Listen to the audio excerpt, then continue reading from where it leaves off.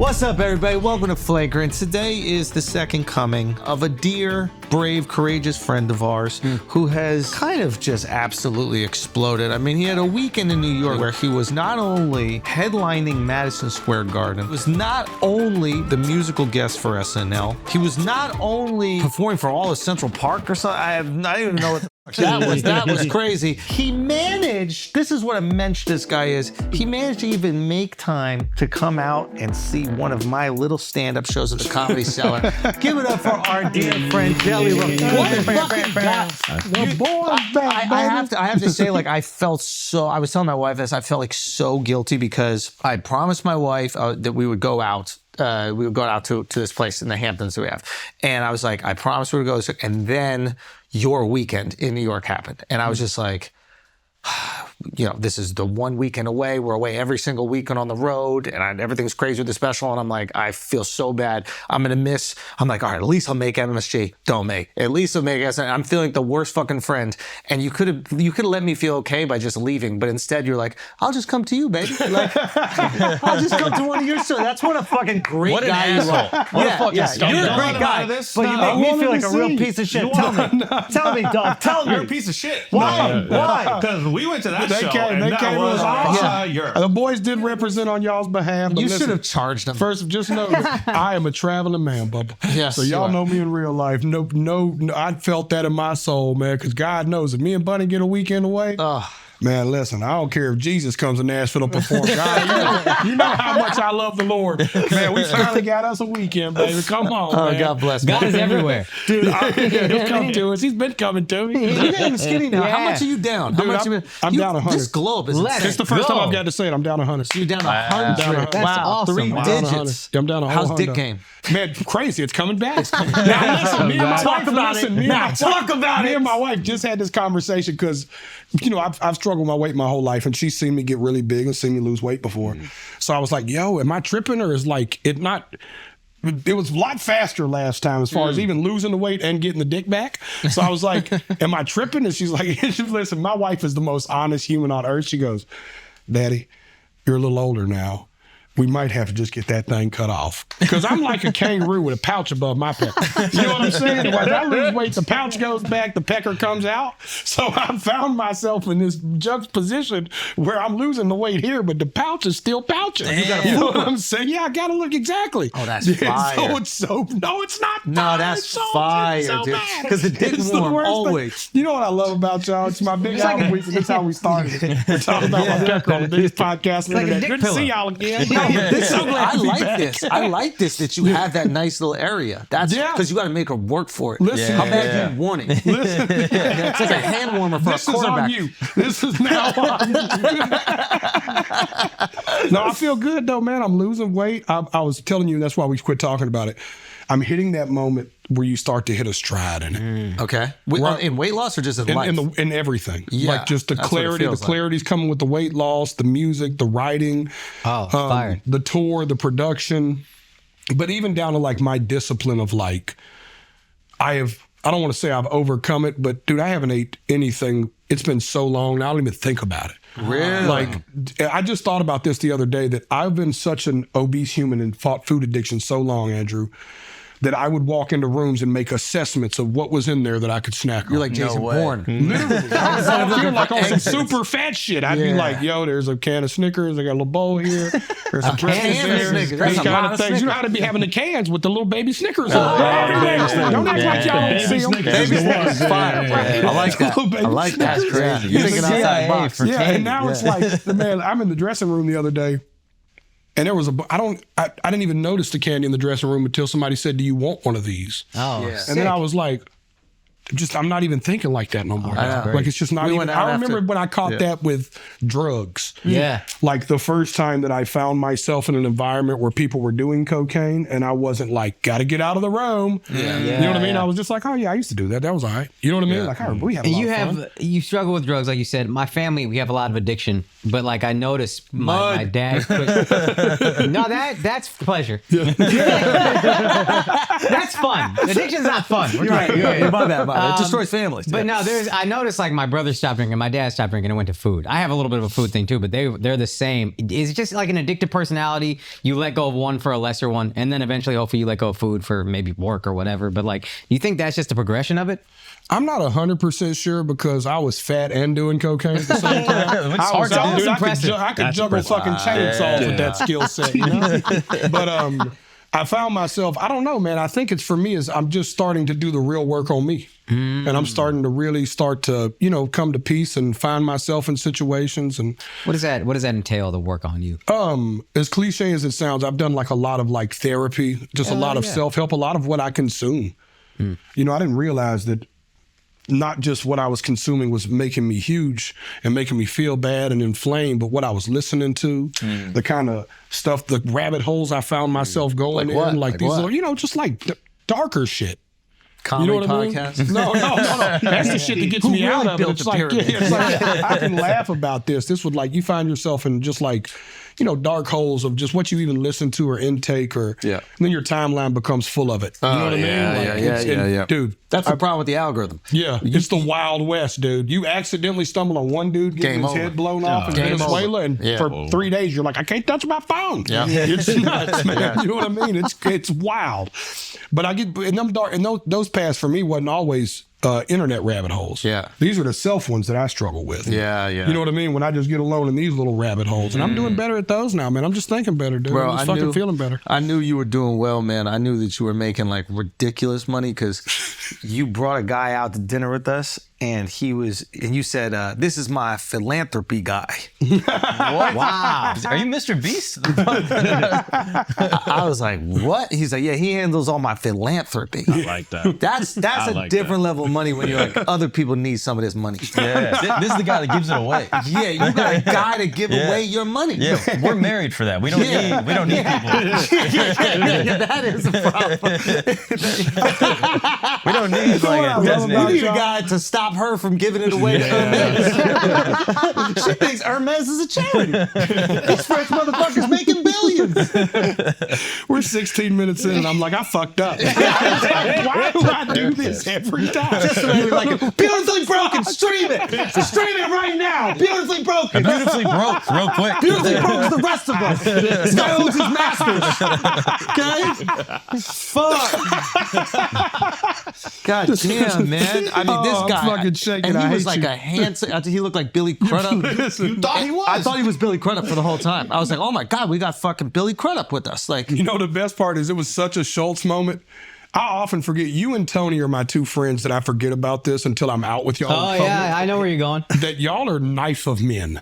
You know what I'm saying? You're just like a knife of a man. You know what I mean? I think I know what you mean. Right, you get it like the room, my dude is quietly observing. He's maybe interjected once or twice, but just enough for Schultz to go, zoop, doop. Yeah. So how do you fit into this? What's your story? Because I didn't get it. I was like, why the fuck is Billy Crudup right here with us eating sushi at Zero Bond? The way you are with Tandy, bro, that's how he is with gossip. I needed to make sense of it. And then Jelly goes, oh, that's my philanthropy guy. I'm like, damn, Billy Crudup doing rough right now, bro. Like, that was he's the a worst philanthropy way. guy? Yeah, that was the worst way to frame him. His name's Miles Adcox. He does look a lot like him in that one picture. But he actually does a lot of, in the mental health space, he owns a big company called Onsite in Tennessee. There's one in San Diego. It's like a mental wellness retreat. It's done a lot for me and my wife. If you're depressed in San Diego, kill yourself. Right? Yeah, right. Right. What the fuck are you doing? How you even do that? San Diego is nice. This hotline that's on the screen right now. Nah, it's over. It's over. Nah, it's over. Nah, San Diego. How you find a way to be depressed in San Diego? How you find that bitch? You know what I mean?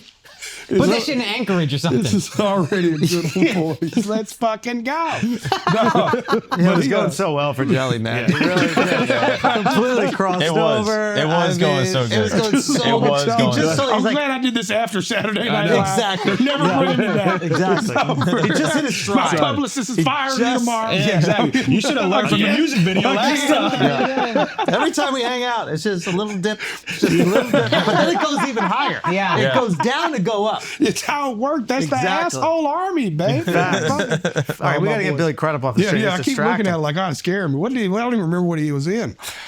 No, I came in and I was like, look, man, we do give away a lot of money. Yeah. And I was like, I do need somebody to help me. I can't, man, I feel so bougie saying this. No, but y'all will relate because this is just real life. This is how I would talk if we went on a pod. I just have too much incoming to give anything the proper time it deserves almost. Yeah. You know what I mean? Like in any major you're bad decision. with this. Yeah. But when I know that I feel like it's been on my heart that I need to Give back. Yeah. So he's so cool. He's got such a big infrastructure for his other business. He'll just put his people on it. Like, hey, Yeah. yo, we all, go find, this is what he wants to do. He wants to do this amount of soup kitchens, this amount of juvenile facilities. And now it's caused a chain reaction where when I go to venues now, you know how venues give us our gifts when we play these arenas? You've been doing them longer than me. We get gifts. They give you jerseys and a box and all kind of stuff. Everyone tries to give you something cooler than the last arena. It's the coolest shit ever. But now they'll always all donate a check to a charity in that city in like honor of what they know I stand for. But you still get the jersey, right? Yeah, I'll still get the jersey. Don't give it to them kids. Yo, the Boston Celtics let me hold the thing. I saw that. That was sick. That was Yo, sick. it was crazy, Yeah, man. they got like 18 of them. You know what's crazy is I stood over and took pictures for like 3 minutes before they were like, you can touch it. I was like, I wish I'd have been finger fucking this thing all 3 minutes. You know what I'm saying? It was crazy. Yeah, so now it's become a thing where, I have a guy that he's a great guy, man. So he helps with that because we try to do a lot, man. We try to I want to help as many people as You're a great guy. You're the great connector, I've realized, because you have this song. Oh, that was it. You also did Fallon. We were watching Fallon that night. I can't believe I left out one of the things that was part of that weekend as well. So you and MGK do Fallon. Yep. MGK is hanging out with you. Also, great guy. This great MGK. guy. That's why I'm bringing. That's why Great guy. I'm This taking him on. MGK. Yeah. It was funny. Great We guy. had this moment where he was like, "Yeah, I don't understand. Why don't people think that I'm like a nice guy sometimes?" And I'm like, "Well, let's look at the outfits a little." Yeah. And I remember he like looked at something. He was like, "Okay, I get that one." I get that. He was wearing like a pig furry shirt. He's like, "Yeah, that one I get." He's like, "Yeah, I like wearing stupid shit, but that was a little far." Yeah, no, it was the best because he'd go, I stand on that one, but yeah, that one was horrible. Yeah. It was just so funny to watch you and him have that moment. No, he was a great dude. And that is what often happens, I think, in this business, is that you might have a perception of people and then you get to a point where you start meeting them and you're like, a lot of times surprised at them being like really nice people and like sweet people. All right, Cucks, let's do some dates. January 9th through 11th. I don't know why they gave me those dates, to be honest with you, now that I think about it. Side Splitters in Tampa. I feel a little way about that. I'm going to be honest. January 23rd to 25th, Sacramento. Those tickets will sell out. I promise you. They sold out 2 years ago, and I wasn't even really selling tickets back then. January 31st through February 1st, West Des Moines, Iowa. Again, I cannot believe there's an East Des Moines, but West Des Moines, Iowa, I'm going to be at the Funny Bone. February 21st and 22nd, I'm going to be in Brea, California. You know you guys love me. February 28th through March 1st, I'm going to be in Nashville, Tennessee. We got more dates coming. I think I'm going to be in San Diego one of those times as well. Either way, guys, come through. Love y'all. AkashSingh.com for tickets. Thank you so fucking much. This year was awesome. Sold out, I think, shows for 6 months straight. This weekend, the first show I didn't sell out. But still such a fucking awesome year. Love you guys. Thank you so much. Let's get back to the show. The interesting thing about that is you're with MGK. You have a song with MGK. You also have a song with Eminem. Yeah. Oh, These guys are mortal enemies. Yeah. And somehow you are so talented that you are positioned in between both of them, and they're like, I still want to work with JellyRoll. Yeah. How do you manage that? Man, the first thing is honesty. Okay. Right? You got to come into both parties honest. How do you talk to M? Well, so Paul is, and I always bring up Paul in interviews because I feel like he never gets brought up enough. Paul for is what Paul he's- Rosenberg, Yeah, Paul Eminem's. Rosenberg has been Eminem's manager since Eminem's had a manager. Okay. Lifelong Detroit homie kind of shit. Like really cool inception story. Yeah. Cool story about Eminem is his I believe his publicist, his assistant who kind of runs the record label. I don't want to call her assistant because she's so much more. Sure. But he's had like the same 4 people around him for his entire career. Wow. Entire career. Amazing. So you don't really talk to, he's the wizard, man. He's the biggest selling artist of our generation. He sold more records than Elvis.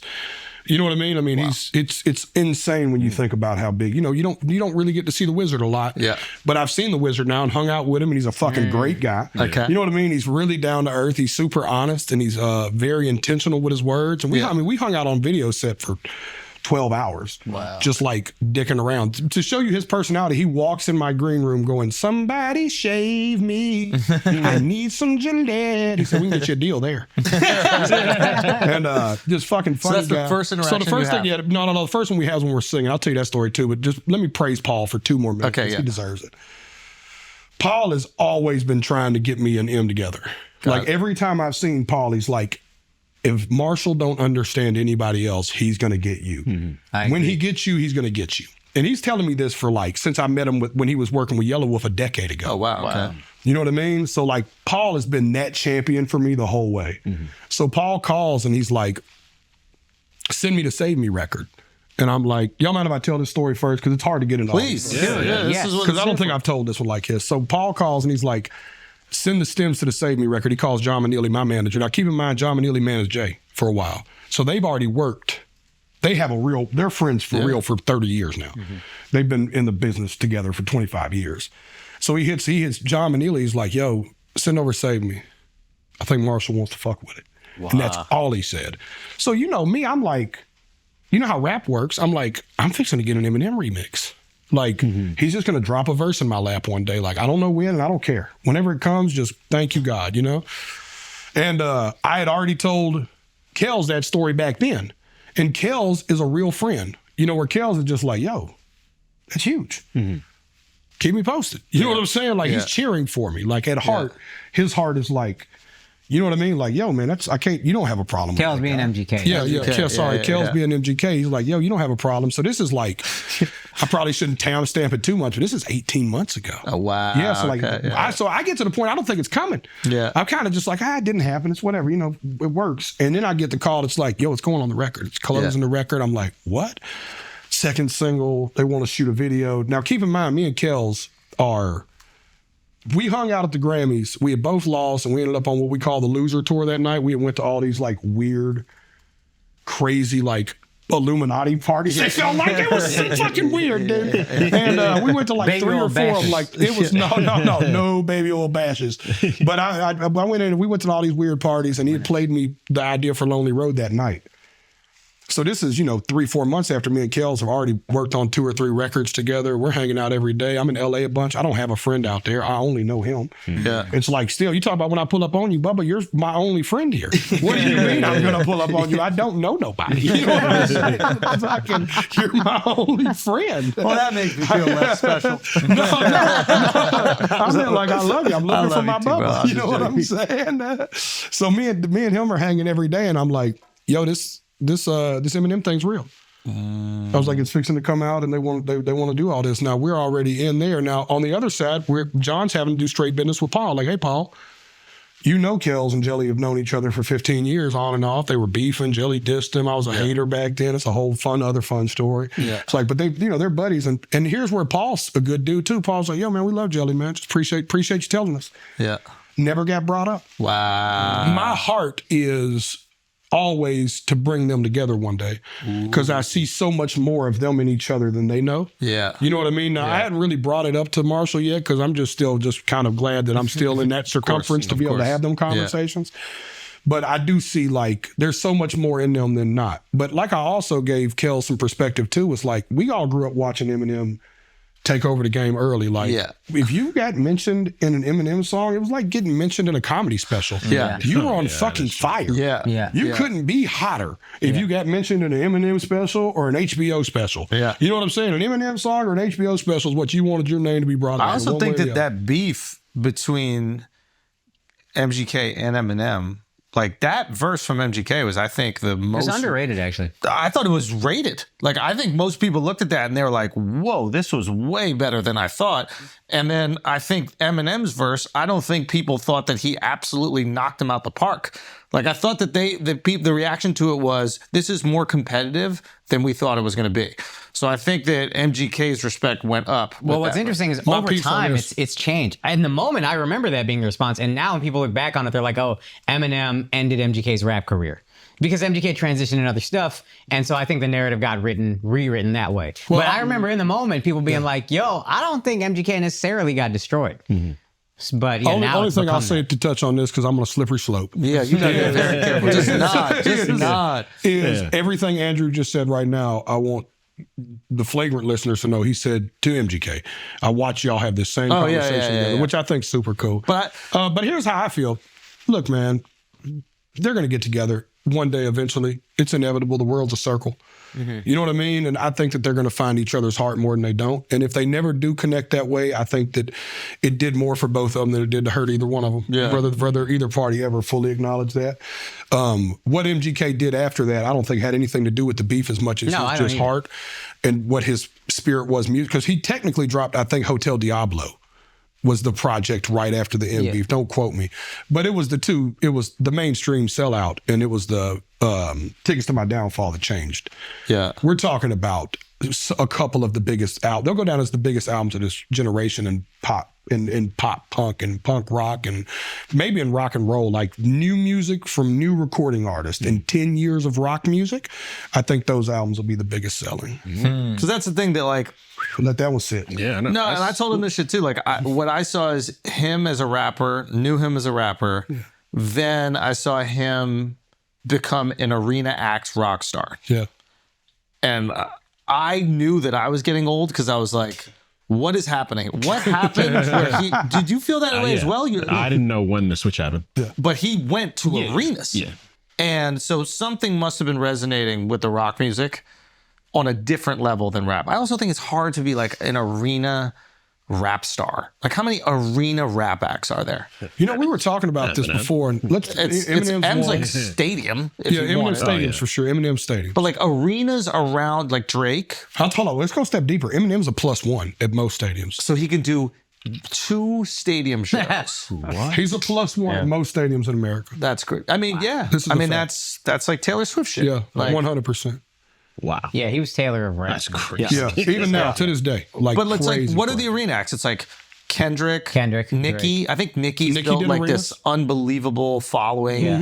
Yeah. Nicki did arena. She came to Nashville. And Travis sold Scott. out on Wednesday. Travis. Travis. I don't He's a know. stadium Hold on. act. Who is he's Megan and stadiums. Glow? Is it a Megan and Glow the package right now? Because they're doing arenas right Yeah, now. Megan maybe- and Glow together are doing arenas. But right now. that's still packaged. Like I'm curious, and maybe Megan's Glow big Rilla enough. is red hot. Yeah. Yeah. I fucking love everything. seems She great. is so Memphis. She She seems first of all, funny. she's the best human ever. Okay. Like when I met her, I was like, I grew up going back and forth to Memphis my whole life, like coming up under 3 6 Mafia. I was like, please let her be as Memphis as it looks. Yeah. Let her, like off camera, let it be as Memphis as I she think. is? She is so Memphis. Yeah. She is, it's like talking to Project Pat. It is awesome, dude. It is incredible how Memphis she is. But they're full blown arenas now. No, they're killing. Hold on, who in the backpack rap space? Say again. I hate to use that phrase, but like who from that space? Suicide Boys are doing an arena tour right now.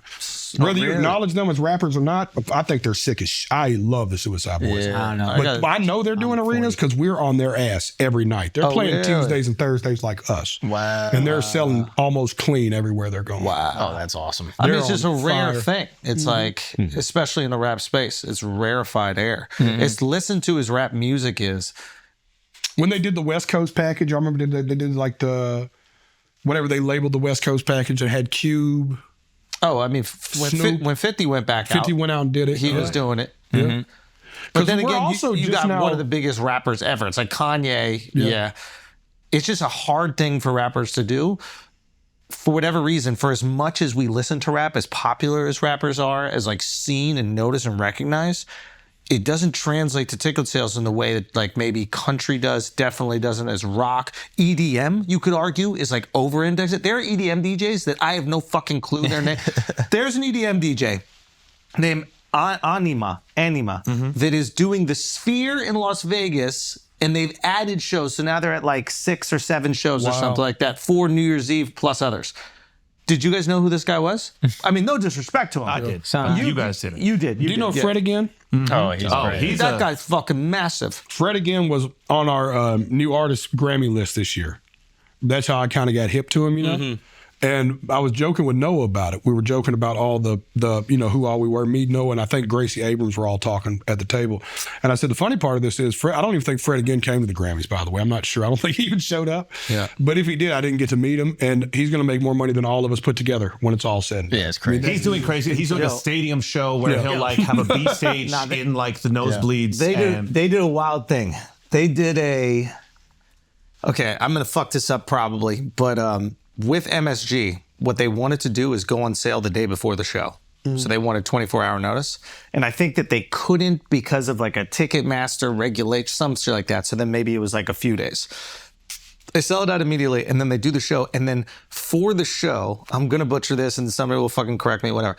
They keep the lights on. I think they start the show at like in the afternoon, and they keep the lights on until it's 8 or 10 or whatever it is. And that moment, the lights switch. And just imagine the energy building, and then lights off. He treated the MSG like it was a club because it wasn't even like the normal end stage. This was like it mixed in the room, and then he did it with Skrillex. Oh, okay. Because I think we spoke to his manager when we were in Vegas. Anyway, what a creative idea. Yeah. Like, Bro, he did one where he was at, I think it was at the Hollywood Bowl, and he got all the people that came to his very first show when he went to LA. And it was like 200, 300 people, and put them in the Hollywood Bowl in one section and did a private show for those like 300 people. That's fire. The day before the actual arena. That's show. fire. His LA Coliseum show, he created like this LED moat around the entire bowl of a stadium so that everyone had get that seat. from- And then did the B stage show. He's a man. He's So- thinking outside the box, man. I wonder who's doing all that production for him. Yeah. Hey, I mean, back at you. Like your show was. the guys, and I want to hear your guys, reflection on your show, but what everybody came to me and they're like, oh, this was amazing. And there was there was so much creativity added into it, but like the explosiveness was awesome. And I was talking to a guy about EDM or whatever. I don't know anything about EDM, okay? But I was talking about some EDM, and he said something interesting because I asked him to play that Anima guy, or Anima, I don't know if I'm pronouncing it right.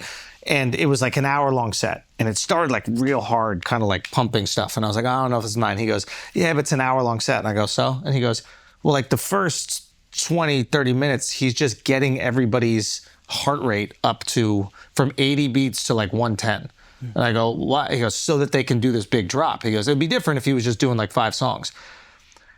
As a comedian, you think about these things, but you're not as tied into like somebody's biochemistry as like you are with music. So when you're setting up your set, if you have that hour and a half or 2 hours, how long is your set? 95 minutes. So 95 minutes. Are you considering that? Are you like, okay, we're slowly bringing them in, everybody's same page, build.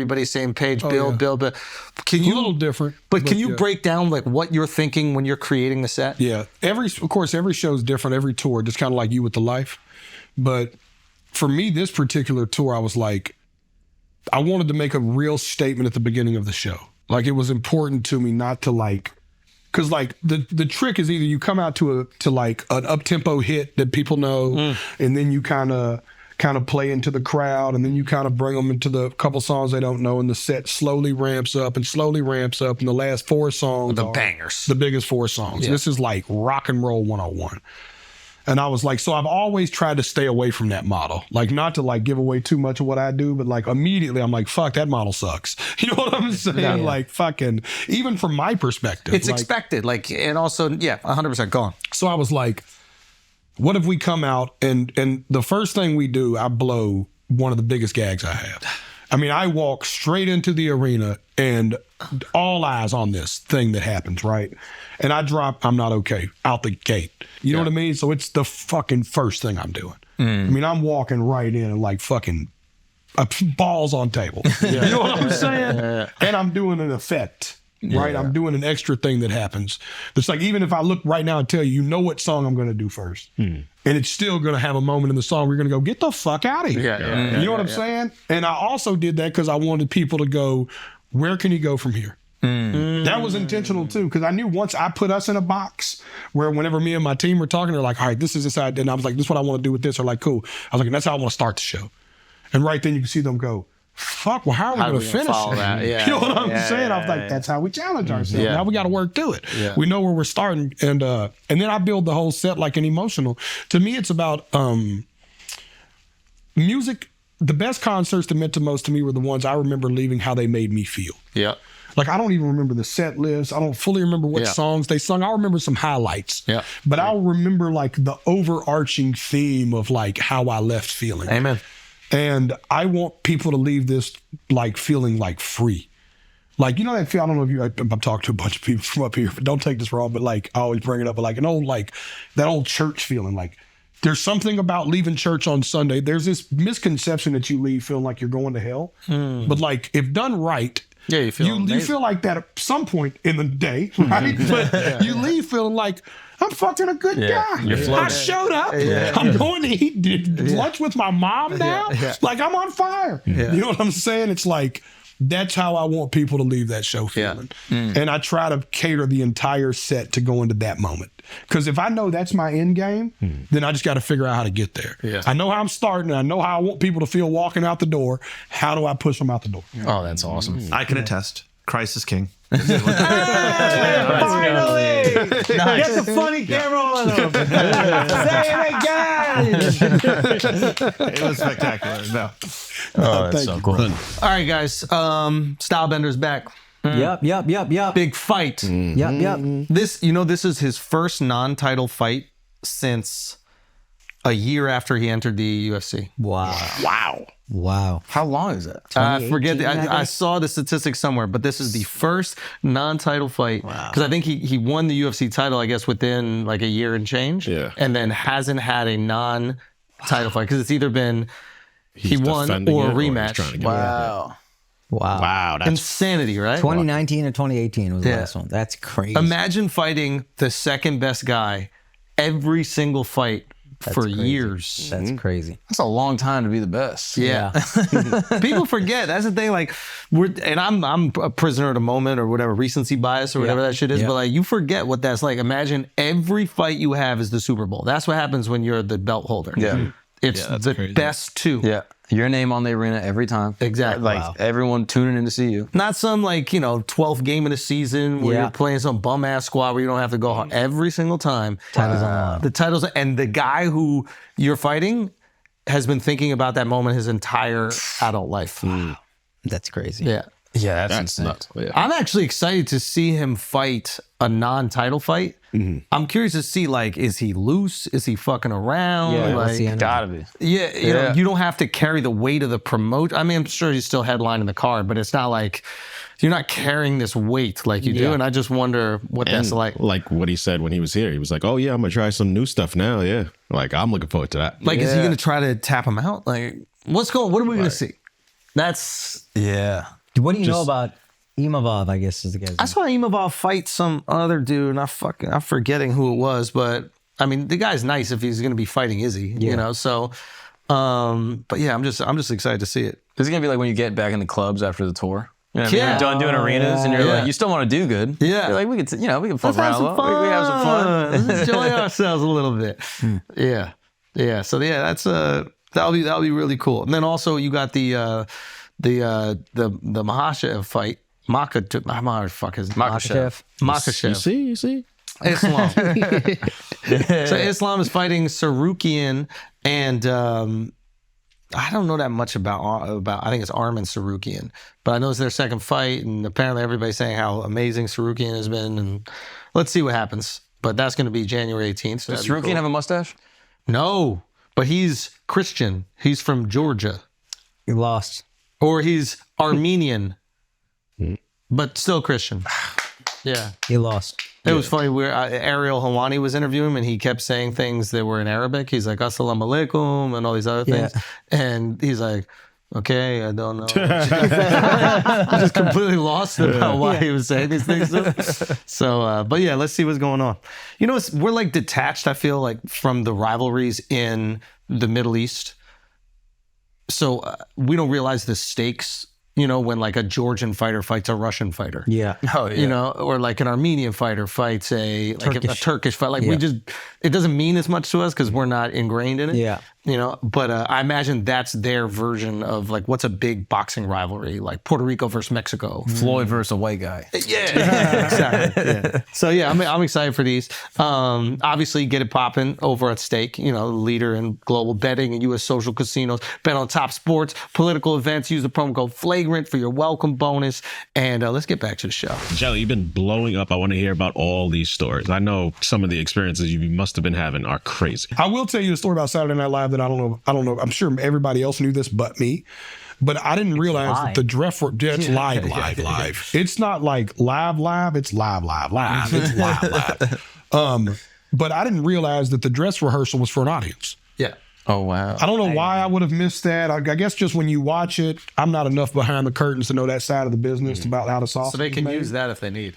Yeah, I didn't know that was an option either. Because they ended up running the skit that we did in rehearsal that didn't make the actual cuts. They still ran it on YouTube. Yeah. They just didn't run it on TV because I was in the skit. They just put it on YouTube. But I didn't know that. So I was like, oh, this is like crazy. And that scared me because I nailed dress rehearsal. You know what I'm saying? Like, you know how like, and you walk off and you're like, and I'm walking off and I nailed it so much that like they're clapping for me in the hallways. And I'm like, don't jinx me right now. Yeah. I'm like almost feeling weird about it. Like, don't praise me, y'all. This is fucking, that didn't count. Yeah. You know what I'm saying? Because I don't get to replace this one with that one. It's not enough time. That's not how live TV works. I don't get to come off and go, I like the first one better. Yeah. That is a choice on some live TV shows. Yeah. But you know what I'm saying? You feel me? But it's like, this isn't one of those. This is like, all right, well, that was practice. The next one's for real. Yeah. For 7 million people tuned into the 50th season fucking opener. You're like, oh, I'm going to go out there and blow it. And then I spent 2 hours just thinking about how I was going to fuck it up. You know what I mean? I was like, there's no way I'm going to go out here and get this right, that right. So you're just again. in the green room. Yeah, I'm just in the green, ruminating in it, by the way. Just circling, just. I had to go out and sit with my wife in the audience. So what are you thinking when you're on stage, it's dark, and then you hear, ladies and gentlemen, JellyRoll? What's going through your mind in that moment? I was like, why wasn't I this nervous the first time? You know what I'm saying? It was the same introduction, same people. Now I know it's live. So I'm sitting there thinking I should have pissed. Yeah. That's the first thing you're thinking. You're like, I should have peed. Yeah, I think and you're like, I can hold this for 3 or 4. You ever do y'all have pre-show pisses? Oh, yeah. Is that like one of those where like literally the host is going up to introduce you and you're like, oh, now man, I got to piss. I already feel like, and if I'm nervous, one sip of water, I got to go to the bathroom. It's not even, it's like crazy. I'm not embarrassed, I'm not ashamed to admit I had to piss in my first bucket on this tour. Oh, really? That's what's up, yo. Like on the side of the stage? Yeah. What did the rest of the arena do? No. I have moments in the set built where I can kind of get away and figure things out if I have to. Got it. I built 3 moments into the set for like just for me to breathe, if nothing else. But like if just something's going wrong with an ear pack, you know, it's a big show. I got to figure shit out sometimes. Yeah. So it was just one of them fucking figure it out moments. And I told right before I walked out, I looked at my guy Yanni, who's my guy in that particular situation. I go, Bubba, I didn't pee. He goes, oh, he knew it. He knows I pee before every show. He said, oh, no. I said, I got an IV, Bubba. I'm going to have to pee. He's like, I'll have a bucket for you under the thing. So I went under the stage and, you know what I'm saying? Fucking 16,000 people cheering. Some guy's doing an electric guitar solo and you're like, this feels weird. You know what I'm saying? And you're like, but you got to pee so bad, you don't have a choice. You did that one time. You did that one. Wait. Multiple times? Multiple times. I mean, Which is your version? I'll tell you. When I did Kill Tony at MSG, like I was so my flight got delayed coming back from somewhere. We're over Shreveport with 50. Oh, Shreveport. I did the 50 because we didn't cent think thing. you were going to make it. Yeah. And so I come in from the 50 cent thing. I'm like texting Tony, like, dude, I don't know if I'm going to make it. I'm trying my best, whatever. I get in. I get there. I'm like, boom, we're on. And they're like, okay, you're going to go on next. So somebody's going to go up right now. I'm like, okay. I go to the Ron White's dressing room to take a shit.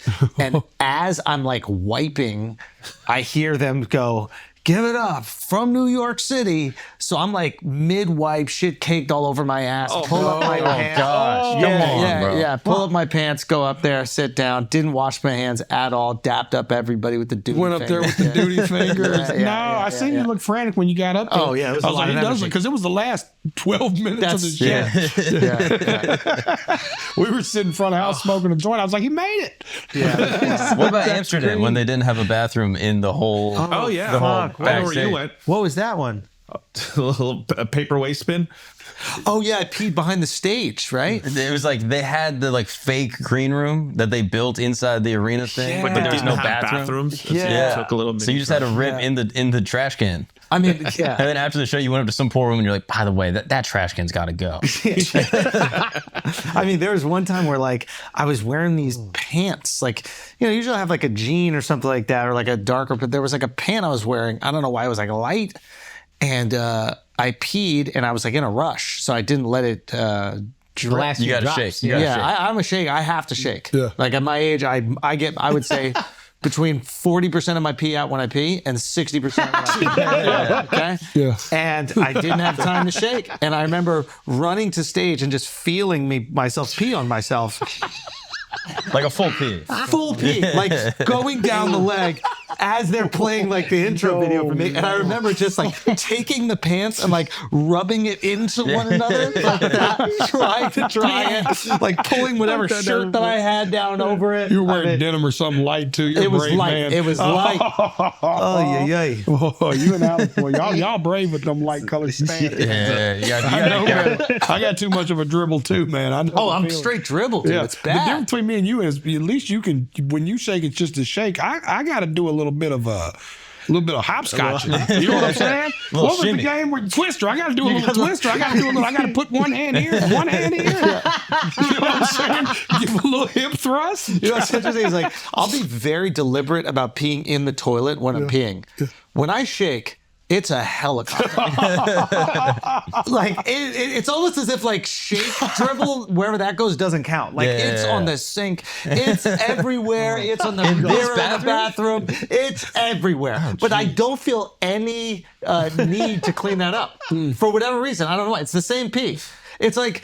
You know, like when you're in a pool and you He's pee, repulsed. it's okay. I don't know if you can pick that up. No. I'm interested. I'm gonna gross you out even more. But like when you're in a pool and you pee, that's like okay. If you're outside of a pool and you pee into a pool, that's not okay. Peeing in the pool versus peeing into the pool. What But Exactly. No. what do you mean? Peeing into a pool is a little You get different. out of a pool to pee? I mean, I don't really swim like that, to be honest. To be completely honest, you know what I mean? But like you would leave the pool to pee? You Yeah. would go do that? Yeah. You would Depends do on that? what You would pool. do- Eli. You're not gonna I would. I gotta don't lie. swim that much, so it's easy for me to stand on this. But like As often as you pee, you're not yeah, So there's no you're not in way. a pool every 5 seconds. Like, I there's don't no swim way. very long, guys. 20 minutes max. Nah, but now they got the stuff you put in the pool and it changes colors when you start urinating. Is that real or is that just something? I don't I've been believe hearing it. that It's since not, the it was 90s. real. Exactly. No, that's what you tell kids so they don't pee in the pool. Yeah, they No, told me I that in saw. Well, 93. maybe it's a fake video. But But I what's saw a up with video. the chlorine then? Like, what does the chlorine do? I thought that's to clean out the pee. That's why it smells like chlorine. Funny. I try not to Really? piss in other people's pools. Say again? I try not to piss in other people's pools. That's a I can't policy help I it. try to hold to. I cannot. You know what I'm help. saying? My pool, if I got You were in really his pool piss, in Miami. I hope you peed in it. I don't think I peed in that pool. He peed in that pool, obviously. Yeah. I did. Yeah. 100%. I did. I didn't even know that you weren't supposed to. Like you saying I don't pee in other people's pools, like my brain just exploded. I was like, oh, you're not supposed to do that? Like, do you see it as like taking your shoes off before you enter like an Asian thing? No, just like a. Or in your home? You don't take your shoes off? No, I man? walk around the home. I thought chlorine was to keep the water from getting stale, like pond water. You know what I'm saying? Like, I thought it was to clean the pee out of the pool. no, I think it's more for like, you know, if water just sits stale like that and it don't get nothing, no chemical in it, the water will start, you know, watering. You know what I'm saying? It'll start growing I out don't of know it. what that means. Frogs. I get it. You get mosquitoes. You get mosquitoes. You get Listen, mosquitoes. I've grew up It's a around little enough green and ponds to shit. tell you. Water will start watering. Yeah, it should You might be smell. right. I'm just telling you, man. I've been around a pond or two. You know what I'm saying? Chlorine's gotta do I something think for the pee. The only thing that keeps a pool from being a pond is chlorine. You know what the bummer about having great a dribble is that like I would never pee on my wife. But like let's say that we got to a point in our relationship where we were like, let's try to spice it up. We're 60 years old or whatever. Will you do it in the shower first? No, but like if I peed on her, right? And I wouldn't do this, but if I peed on her, I would finish and then I have to be like, well, hold on, most of it's about to come out now. Like you can't just get it now. Like we gotta be here for the little dribble. Like I gotta spackle it up. You know, like Here comes the helicopter. I'm gonna let another ounce and a half out. yeah, exactly. Yeah, so like, it would really just destroy the mood. Like as hot as it is, just getting drenched in urine. Then me being like, well, here comes the rest of it. Is I'm not. How old are you? huh? I'm finna be 40. I'm 40. My dick is 90. I have an old got dick. I don't got the drip. I got the. My problem is that my piss is in spurts. I know when I think I'm done, I got another one coming. I just got to be patient. Oh yeah. You know what I mean? I just got to stand there for another second and be like, "There's a whole nother one of these on the way." You know what I'm saying? I just got to sit here and relax. I know that. And I it's know gonna- well. Like when you hold the hose closed. Yeah, exactly. It's like I know it's on the way. You shit on the bus? You shit on the tour bus? No, I got to shit in a bag instead. What? Have you ever had to shit during a show? What? Can I be honest with you? There was Y'all trying one to show. one each other up. No, This no, is no. going This is great. There was one show where I went on stage knowing full well I had to shit. And I remember I got off that stage and I beelined it to the bathroom and I filled that fucking thing up. I created like a volcanic island, like the doo-doo filled the hole and then grew and then breached the surface of the water. Those always feel, those are great. Those are satisfying. I feel that's what's up. Yeah, you killed it. It's one of those where you look at your stomach in the mirror afterwards. You like check your abs. Like it was one of those. That was on Infamous. Why have you shit on stage? No, well, I have. First of all, my wife's gonna hate this podcast. I have no shit shame, and she shames me for it all the time. Good. I have zero shit shame. We need that as men. That's important. I don't have it, but we were playing Pittsburgh at a bar that was connected to a bowling alley. Nice. So there was like this back was in the the bar. day, This is 8 years ago, 7 years ago, maybe 6 years ago even. And it's like a 500 capper, right? There's our green room is through the crowd. It's one of those things. And our green room didn't have a bathroom. Oh. I hate that. So you would have to go into the bowling. What the fuck, dude? But the way the backstage was set up, behind the stage was like an outdoor fenced-in area that you could sit at a picnic table. You see where this story's going? Yeah. I'm on stage. I like this. Listen, man, I can't believe I'm telling this on this podcast. And I feel it rumbling. I'm like, it's finna happen. I hit the drummer and I'm like, yo, I just need y'all to vamp. Just like, whatever. Everybody gets a solo. We don't even got ears, so you don't have a microphone to talk back. Like now we can go talk. Yeah. We have full conversations on that stage because we can hit one microphone that just us can hear. Oh, that's smart. Yeah, it's crazy fire. So it's like that wasn't an option. So I'm having to go to my guy play. I'm fixing this shit, and I walked straight out the back door to where that little back patio was. Drop my drawers. My wife's standing right there going, what are you doing? We've been married maybe a year. And this is like prime drunk JellyRoll, drinking codeine, cocaine. My shit was in just water almost, soft serve water, and I could not stop. They played for me. Was it coming down your thighs? It's worse when fat people talk about it, right? It is. I'm sorry, but I'm imagining was it coming down your thighs? And I don't know I'm gonna be why. honest. I don't think you could avoid the thighs. Yeah. So are you squatting during this? Are your legs just straight? No, I'm doing like a little hover thing. You know what I'm saying? Yeah. I'm doing like the best squat I could do for the size I was. That's the thing.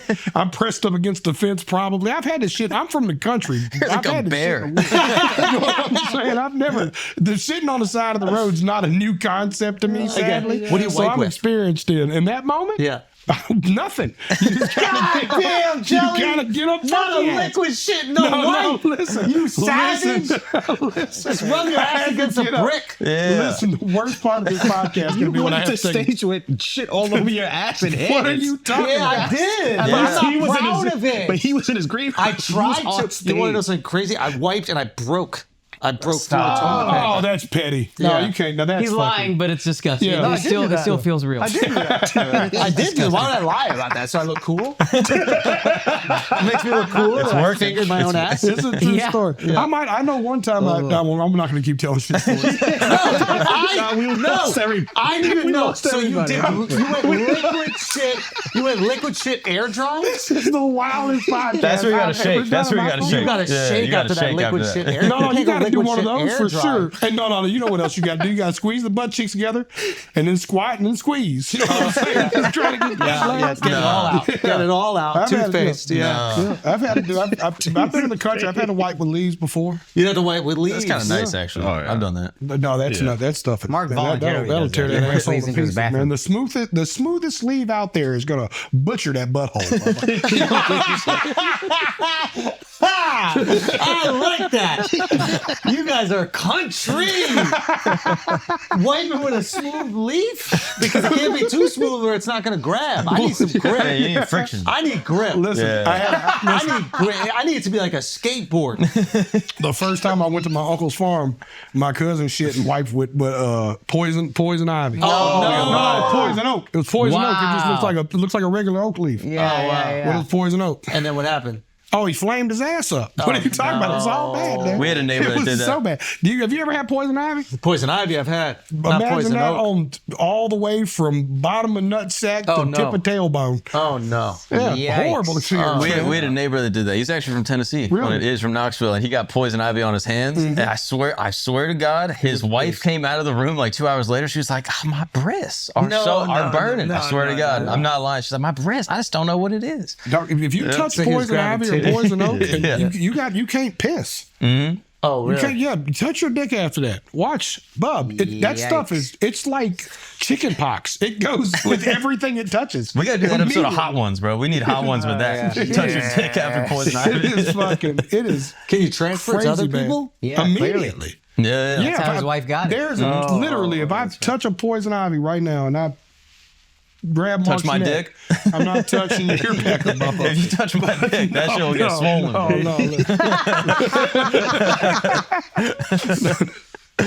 Maybe that's I don't know, but maybe that's what the foreskin or whatever was designed to do initially. It's a sheath. It is like a protective layer. Yeah. Damn. Yeah, you need that. You need that. Do you think the foreskin is immune to types of ivy or poison?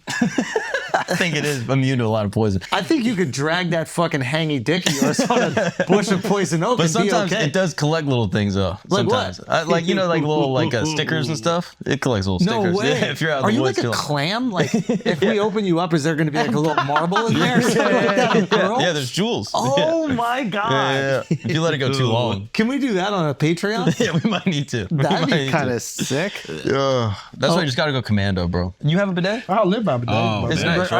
Ernest and them turned me. Ernest and them sent me a bunch of bidets during COVID. We don't need one. Somebody found we got listen. So my wife Every toilet bought Multiple me. bathrings. Then my wife, then my wife bought me the bidet commode because I like the attachment so much. Wait, what? Yeah. Oh, with the wireless situation. Yeah. No. Yeah. Yes. This was like she bought the one from wherever Japan. they make them at. Yeah, They got Japan. full ass The toilets. UK or whatever. They got like a dryer. And it was a big one. I It's thought crazy. it's crazy. Dude, No, the whole I toilet is one. Yes, the whole toilet one. I can control the temperature. of That's the that's the water, underrated the water. thing. Heated toilet seat when you go That's on. that. Yeah, that's sick. instant relax that we've been talking about. Why Why are they so good at the toilet thing? Why did the Japanese? Why are we not? We eat the most, shit the most, gotta be. Yeah, Why and are I we feel not like more they're the focused on least. ass hygiene? I had a bidet for years now. Bidet, no, that's Did Europe. America invent the porta potty? Did we? I invent feel the like that's porta something we would have. Oh, must have. Yeah, George Harding made the first porta potty in 1960. Yeah, it's a great idea. Yeah, that's creepy. Damn, it makes me wonder how they were shitting in festivals before that. Or like Woodstock. Woodstock was in the '60s though. Yeah, but they just. Oh, that's a good point. They But yeah, though they had that was a Man, problem you with look like a Woodstock. By fucking the way, they idiot didn't right have there. enough. Well, I don't know if they had porta potties. in No, Woodstock. they didn't have enough. The problem was, you know the story about Woodstock, right? Y'all know this? No. I'm gonna butcher it, and y'all correct me, but at least in the spirit of me trying to get it right, Yeah. is they anticipated based on like ticket sales this to be a flop. They staffed it for like 4,000 people. Wow. So what happened was because it was so loose, they didn't even put fences up or try to gate it or nothing. They were just like, look, it's just kind of, at this point, it's integrity. We sold 4,000 tickets. Anybody who wants to show up can come. But back then, it wasn't like you could post that on fucking TikTok. You know what I mean? So they thought, maybe our neighbors will come. Maybe, the community will come together. They were expecting like 5,000-7,000 people at most. When 500,000 motherfuckers, and the word started getting out, fucking Jimi Hendrix, all this crazy shit's happening, and it's free. They don't have a fence. It's like it's a third, right? So it immediately just like this part of America. Yeah.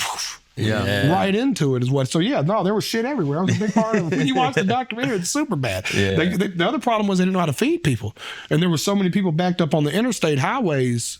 That's why there was only one Woodstock. It was a logistical nightmare. The other side of the beauty of what we see is they could not, they thought people were going to die.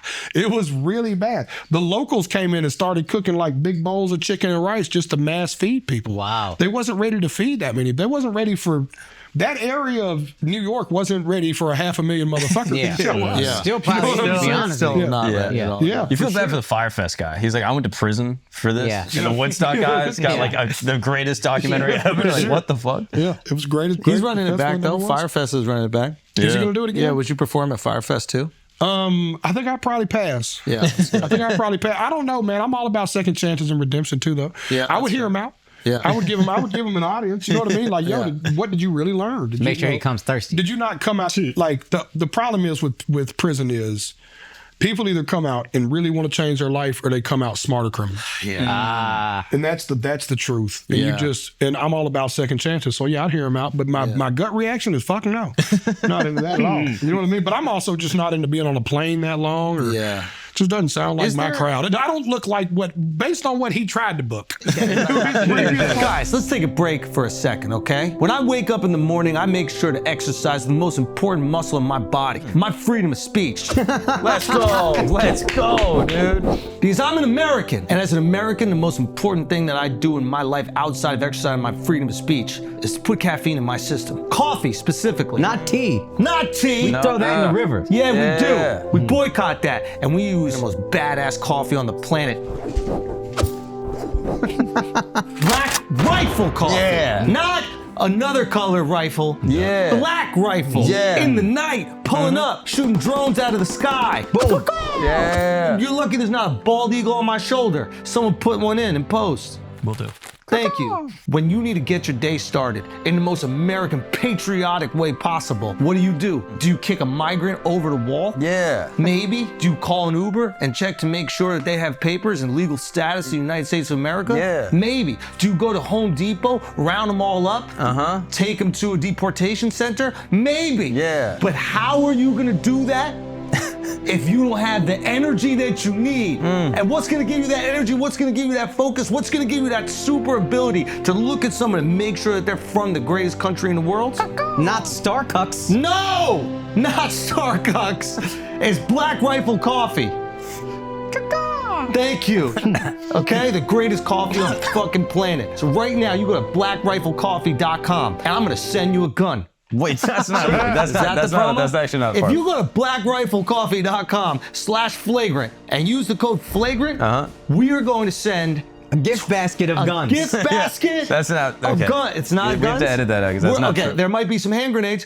That's also what not has true. often love happened is a that. hand grenade or two he's joking. has slipped into the gift basket of the coffee, right? Because you can find Black Rifle coffee, obviously, in energy drinks, and the grocery store, the convenience stores near you. Yes, you can, but you can also go online and get it, and maybe a grenade ends up in your basket. That's not.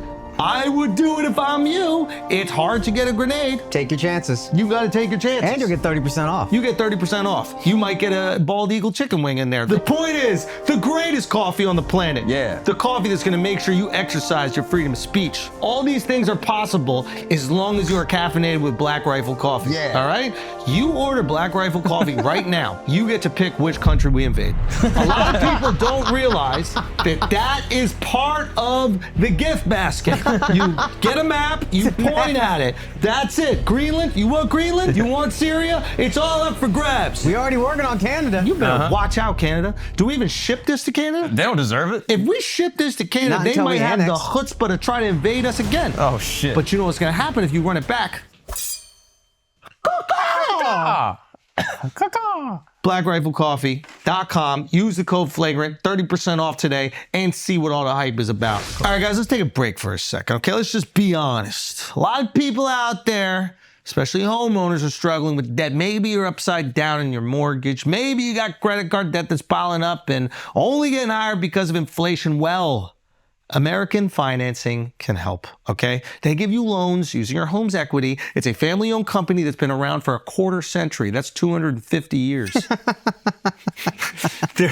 Their mortgage, it's actually 25 years. We probably got to be accurate on this read, but it could be 250. Anyway, their mortgage consultants are also salary-based, so there's no financial incentive to put you into a shitty loan just so they can make some commission. Customers save $800 a month on average, and you won't be charged any upfront or hidden fees. Now, don't just trust us.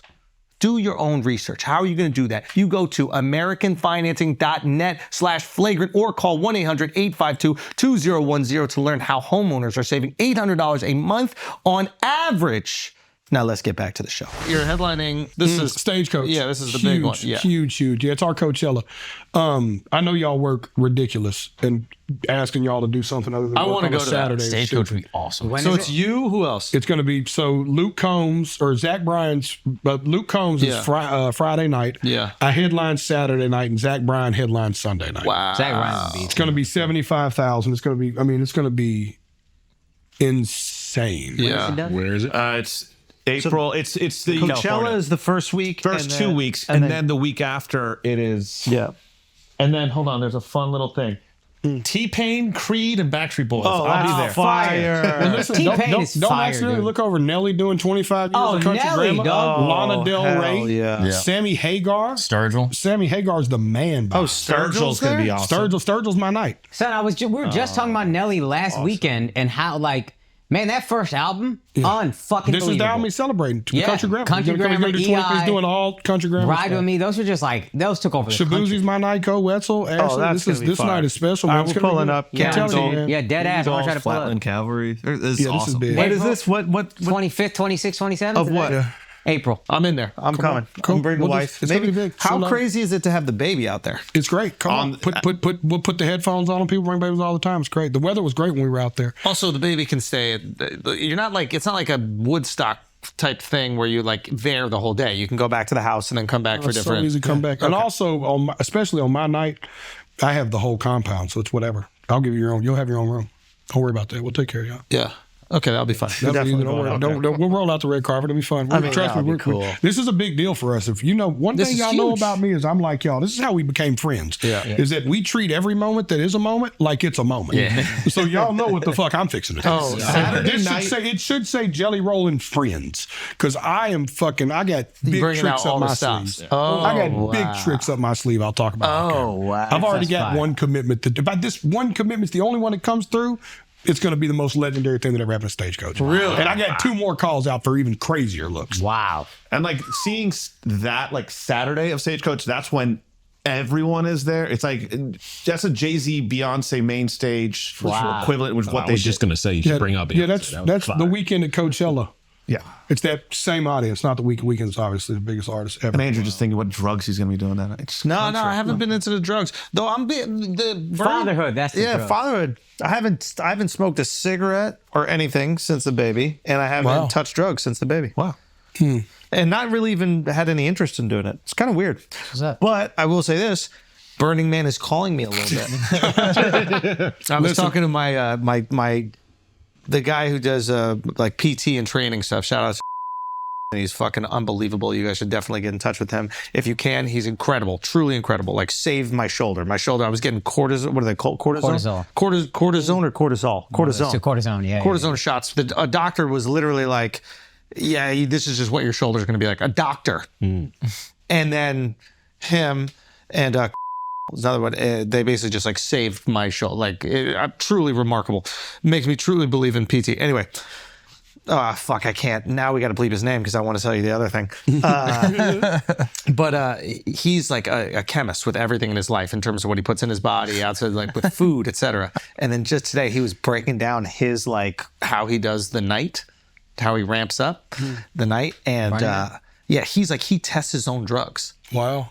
He creates his own pills out of it. Wow. Like he's dosing himself. He's down to the microscience of- like he's got it down to a science what I he love needs to those have kind of his people. perfect night. Cortisone, right? Oh, they're the Cortisone. So the second he told me that shit, I was like, I think I need to get high again. I didn't know you could do it like a science. You know, that seems safe. Listen, man. It's learning, really, when you get down to it. Yeah. I've been a parent a little bit for a little while now, and I can tell you one of the most pieces of parenting advice I can give my 2 young fathers here, especially for you and your wife, which I've met both of your wives, and I think they're both sweet people. It's important for y'all to find time to not be parents. And I know you're early in the process, so that sounds unreal. No, you're at right. this moment.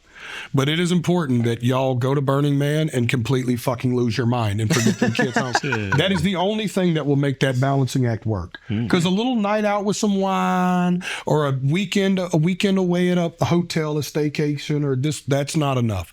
You need every now and then to go out and be like, we're fucking college kids again. We're fucking gonna get naked and swing from chandeliers. We're gonna get kicked out of the fucking hotel detail. Like it's important every now and then. All parents out there listening, trust the fat man with this one, y'all. I swear, it is a backbone of something me and Bunny have stood by. It's like it is important to every now and then, because even you'll go out and do stuff, and we're parents 24 hours a day, 7 days a week, 365 days a year. Every now and then, I just don't need to be one. You know, it's funny. It's like you spend so much more time with your wife or your partner or whatever once you have a kid, but it is fundamentally nothing like the time that you've spent in the past. So before, any time you get together, right, as a dude, you're obviously calculating it. You're like, okay, we got tons of time this week. This is awesome. We didn't get time next week. But when you're with the baby, you think you're getting that same experience, but you're not filling each other up in the same way. You're getting filled up by that baby. That baby is euphoria, right? But there is another component, which is filling each other up. And whether, I don't know if it's, you got to go crazy every single time, but literally just making sure you go out to dinner. Like that's something that my wife and I get a half hour going to get coffee. Like having 30 minutes where we can talk to one another. Maybe there's some shit we got to work out. Maybe there's a disagreement we got, and there's just, well, we don't want to argue in front of the baby. Around the baby. Exactly. Like that's real. Creating those times, and at first you almost feel selfish. You're like, why am I trying to create time with me and my wife when we have a baby? Like we should be spending every single second with the baby. But you realize that maybe that's the most important thing for that baby. Like if things are great between us, everything's good. And if they're not good between us, they are in a really difficult situation. It's something nobody will prepare you for. Nobody talks about it. Like nobody tells you right before you have a kid, by the way, your relationship is going to completely change the dynamic, how you guys spend time. And you need to be ready for that change and do everything that you need to make sure that you're both getting what you need from each other within that change. It's a whole extra prioritization too, because you're like, initially it's like I'm just, I'm already juggling work and these other ideas I have and ambitions and dreams and hobbies with my wife. Now I'm juggling, and then it's easy to lump them together. Oh, it's my wife and kid. And I had to learn fast, like it's not. It ain't that. That is one thing, but me and my wife are a separate thing, and this is where it gets deeper when they get older. And me and my kid are a separate thing too. Because then you'll fall guilty sometimes. Be like, oh, I've got it great. I got the wife and kid, and then I got the wife. It's like, well, no, you still got to go sit down and be just a dad. She too. needs just you. Yeah, like you still got to go you put in need that just her time, You need too. that just her time. It's important for growth. And me, like sneaking away, getting them dinners, going on those things, they're important. Equally important. Once a year, go blow it out. Be fucking irresponsible. It's important. I stand by it, dude. It's been such an important thing for me and Buddy. There's that thing on Instagram that like every male friend group has been forwarding to one another, and none of us have been forwarding to our wives. But it was like study says that men need 2 nights out a week with the boys. Have you guys seen that pop up on your Instagram at all? No, fuck is my algorithm doing? The girl's in control of it. But like. It is, I don't know what the exact number is. Like, obviously, we're very lucky we get to come here and, like, shoot the shit and just have a lot of fun. But that is an important thing to communicate as well. Like, that's a really hard thing to say to the person you love more than anything in the world is, hey, I need to not be with you tonight. For sure. Yeah. You know what I mean? Like, I think my wife was like, I just love spending time with you. And I was like, I also love spending time with me. So I need to do that right now. I need about an hour with me. What you're feeling is what I'm feeling. I need that right now. Bunny quit drinking many years ago, and everything I gave up, I'll still go out and tie one on every now and then. And I've cut it back immensely, but that's what Bunny does understand is that when I do have that let it rager go in me, Bunny is, I love her for this because my wife stands, she'll call it early. She'll be like, you might just need to find a night to go out. Like she'll start kind of pushing me like, when have you done something? You know, go do something. So like, even like the other night when we're sitting around, it's my first night off in probably 17, 18 days. And she was like, you should go rest. I was like, Schultz is at the comedy club. I get to catch him at the Cellar. And while we're here, I don't want to bookmark it. I want you to let me get through this. Yeah. When I seen you at the Life Tour, I can tell you beyond the shadow of a doubt, it's going to be one of the greatest hours of stand-up we're ever going to witness. Oh, God bless. It is his best hour. I said Thank you, that bro. to him. No. It's not about being your best hour. Yeah. Thank you. It is going to be one of the best hours ever. And I had a moment when you were at the Cellar, because this is why I wanted to come see you too. I had a moment at the Cellar where I was like, I seen it at Nashville Comedy Fest in April. Yeah. The way y'all's business work is different than mine. It's only gotten better. Oh, thank you, man. It couldn't have gotten worse. The way y'all's business is, you've only found, I seen you working out little shit. I'm like, oh, he's still picking this thing fucking apart. Trying to. And I've seen it fucking, you know what I mean? you can use this part or not if you don't want to. Even down to the name caught me off guard. Like I had flash shots of when you announce the Life tour and it's this silhouette of you. I have these flash shots of you in this 1964 Impala doing, at your first big LA theater show, right? I'm looking at like these Schultz moments and I'm like, oh, I bet this is going to, I remember the plane Schultz and like, I just remember these eras of like, I wonder what this is going to be. So I went in expecting more of that. And was like, get the fuck out of here. I was like, this dude's this is brilliant. That's You're why gonna when I show say so many people so much more than motherfuckers know they know you're him, but they still underestimate you. And that's thank over. you, man. that's why I say it's his best hour. Given everything he's done for this to still be his best hour, I don't say that lightly. They're gonna goat head you on this one, dog. Oh, thank you, man. Thank you. Fucking special. So, anyways, I tell my wife, I'm like, yo, Schultz is at the cellar. Yeah. And she's like, oh, fucking go. She immediately was like, because she knows I need that. Yeah. She's like, she knows how much I need to like, she knows how much y'all fill me up and how much I love comedy. And she's like, just go be somewhere where you fucking aren't you. That's a lot of confidence for her to say that too. Like for her not to see that as a sense of rejection, like you don't want to be with her. Yeah. And that takes time also. Like that's maturity. It's very easy, I think, to get caught up, men and women, we can get caught up in this feeling of like, oh, if my partner doesn't want to be with me, does that mean they don't like me? Right. Am I not as fun as that other thing? Do they want to be with someone else? Yeah, exactly. There's something else cooking. You're right. Yeah. And we both do it. And then instead of saying, hey, I'm hurt, we get upset at them or try to catch them in things because it's way easier to be like, you're wrong than say, I feel insecure.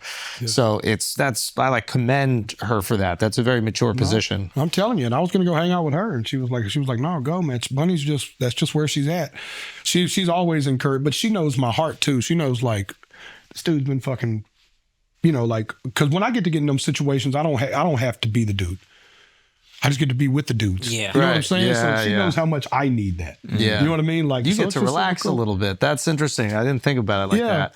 Like everybody, when you're on tour and you're doing foul, you're doing all these different things. Everything is around your orbit. Right. And then when you go hang out with some other guys that it's not related to your show or anything you're doing in your life. And we're genuinely just friends. Yeah, everybody's just hanging. There's no longer this pressure, this expectation, everybody waiting to see if it's time for you to go. Yeah. And then my connection always with y'all too is that watching that we were all in clubs together and have built this thing in like a parallel path. So it's like now we're just sitting being homies. We're dudes, and now we're giving inside trader secrets, right? Now it's like, oh, what's this? What's that? What's the deal on this? What's the deal on that? You know what I mean? Yeah. And you getting with Kels that night was special for me because I had multiple conversations with him where I was like, I have so many people that if they knew you were this charming would feel so differently about you. I was like, could you just humor me and just go show people this? And he was like, and I love him so much because he was so open to it. And it was so innocent because he was like, how? And I was like, Bubba, man, because, he had come up such a rock star way. It had been semi-traditional media. Yeah. So he had never There wasn't a lot of opportunity to show personality. Like you're only seeing art and you're only seeing pictures. For sure. And then you spoke about even like through podcasting. Like podcasting, you really get a sense of like who somebody is. You can't come in here and fake it for 2.5 2 hours is a long time. Boys on Flagrant. I tell my people in Nashville that all the time. Yeah. You can't go sit on Joe Rogan for 2.5 hours and Joe not get you to tell people who the fuck you are. Exactly. You know what I'm saying? It's gonna come happen. out. It's just inevitable. You can't shoot where if I go do a 12-minute clip for this particular show in America or whatever. It's pretty easy to kind of, okay, we don't really got to really dig up into the weeds here. And a lot of artists avoid this because they know that it can only do us wrong. This is only risky for There's going to be shit stories that come up. Yeah, there's going to be shit stories. There's going to be fucking funny headlines. You know what I mean? But if you are a magnetic personality, then it's a great platform. It's a great platform. That's what I tell them, like, yo, pub, just like, go. I was like, and go somewhere you like. Go somewhere you're interested in because you dig what they do or somewhere you feel safe. Yeah. And then immediately he's like, you're friends with Flagrant. Yeah. I was like, those are my boys. Yeah. And he was like, I got to get with them. I was like, I'm going to tell you how that works. Yeah. You're going to have to meet them because they're dudes. I need him to tell you know what I'm saying? I need him to tell that Leo story. I'm not going to say anything else, but he told the story that, man. Listen, man, that dude's got the best stories. We got to get him on his couch, man. He's fucking hilarious. So he had an interesting thing. Like, he's this young kid in Hollywood at the time where it's like him, Bieber, and like a few other people going. And like, are you going to piss? Yeah. Yeah. We can't let him drink water. We can't let him drink water. There's a bucket in the corner. We'll give him a piss, but I got to put a towel in it. He was, and it was just like going like that time where there were these young people in Hollywood just going crazy. The stories that came out of that were quite entertaining. All right, guys, today's the final day. Okay, we find out who won. We know Mark won. Stop clapping. Okay, obviously Mark cheated. Is this He's annoying? got some. Is it annoying that I'm clapping on all your fucking dead bodies, idiots? You guys It suck. is actually.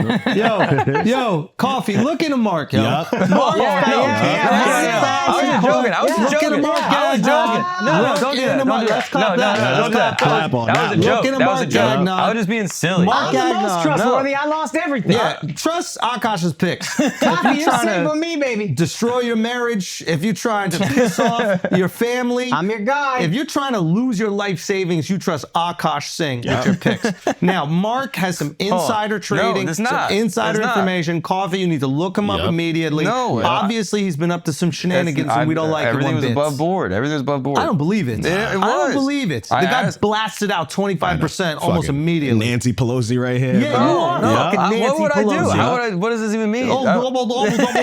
Don't do that. That's Don't a do great that. point. That's a Don't great do that. I point. don't even sound Now like that you that. put it that way, I don't even sound like you're that. a criminal. That's not what I sound You like. can't argue with that That sounds logic. nothing Son. like me. Kill the rich, bro. No, no, low come key. on, guys. Low, if he didn't was have a 200 child, bucks. if he didn't just have a child, I would say walk up to him on the street and shoot him in the back of the head. Okay? What the fuck, But he has a dude? child, What the and that hell? is different. Don't and you say should that. not do that. Guys, you should not do that. I was giving you $200. I didn't If you spend that much. see him eating Guys, at a what? restaurant, No. masturbating his food. What the hell? Okay, Don't do that. Don't do that. Don't do any of these what the things. hell like that These one? are. Can I have some more of that? I'll tell you one. I'll tell you one. Special I'll tell you one. sauce. Okay. It's like Point Parmesan. is, listen, you know, the reality is this is the reality. What's the reality, dude? Despite you cheating and somehow being ahead, all of our money is still intact. And why is it still intact? He's cracking. Because we use Kraken. We have an Kraken. exchange we can trust. An exchange that is going to be there for the good times and the bad. And that is what is important. Kraken has our back. What I would do is, if I were you, is I would stay as far from this SEC violator as you possibly could. Because they're coming for him. Me? They are. Yes, you. Fleece Johnson is coming for those cheeks. Is he SEC? Fleece Johnson is coming for those Who, cheeks. is that a Trump appointee? No, you're going to meet him in Rikers. What? No, I'm not going to Yes. Why would I So go to here's Rikers? your move. Get Kraken now. Go to kraken.com/flagrant or just scan the QR code on the screen. Start your crypto journey today. Don't follow Mark. I'm going to get my cheeks cracked up. That's not going to happen, bro. Damn. Let's get back to the show. All right, guys, let's take a break for a second. Listen up, okay? New year, new dick. How do you make it new? How do you make it good as new? Same active ingredients as inside Cialis or Viagra, but this is the chew, okay? This is the one that 2025 you are going to do your best work on. This is the one right here where the flag is going to be full mass. Is there a T at the end of mass? Mast. Mast. I think. Yeah. I think. Yeah, definitely. Yeah. Point is this. You guys are going to go out there and fuck. And ladies listening, you deserve to get the hardest dick possible. No noodles inside you. No udon. You want some udon? You want some pad CU? This feels racial. I'm running out of noodles, guys. Pad Sesame? Thai? Pad Thai? No pad Thai, Yeah. okay? You want spaghetti before it's in the boiling water. Yeah. You want the hard stick. That's what you want. Yeah. You want the thing you light up to make your house smell better. Incense. It's like a branch. Yeah, like sage. Sage? Yeah. Is that it? But The it's one not that's fragile. like a I rope. feel like, yeah, no, it's, All right, yeah. all right. Let me think of a different one. Yeah. Things Yeah, that- yeah, things- it's sort of fragile. Stop, thin. What do you mean? You think that's thin, guys? Yeah. What do you mean? Okay. You want the trunk of a tree. No, okay, yeah. Yeah, that's Yeah. what you want. You want something girthy like an avocado.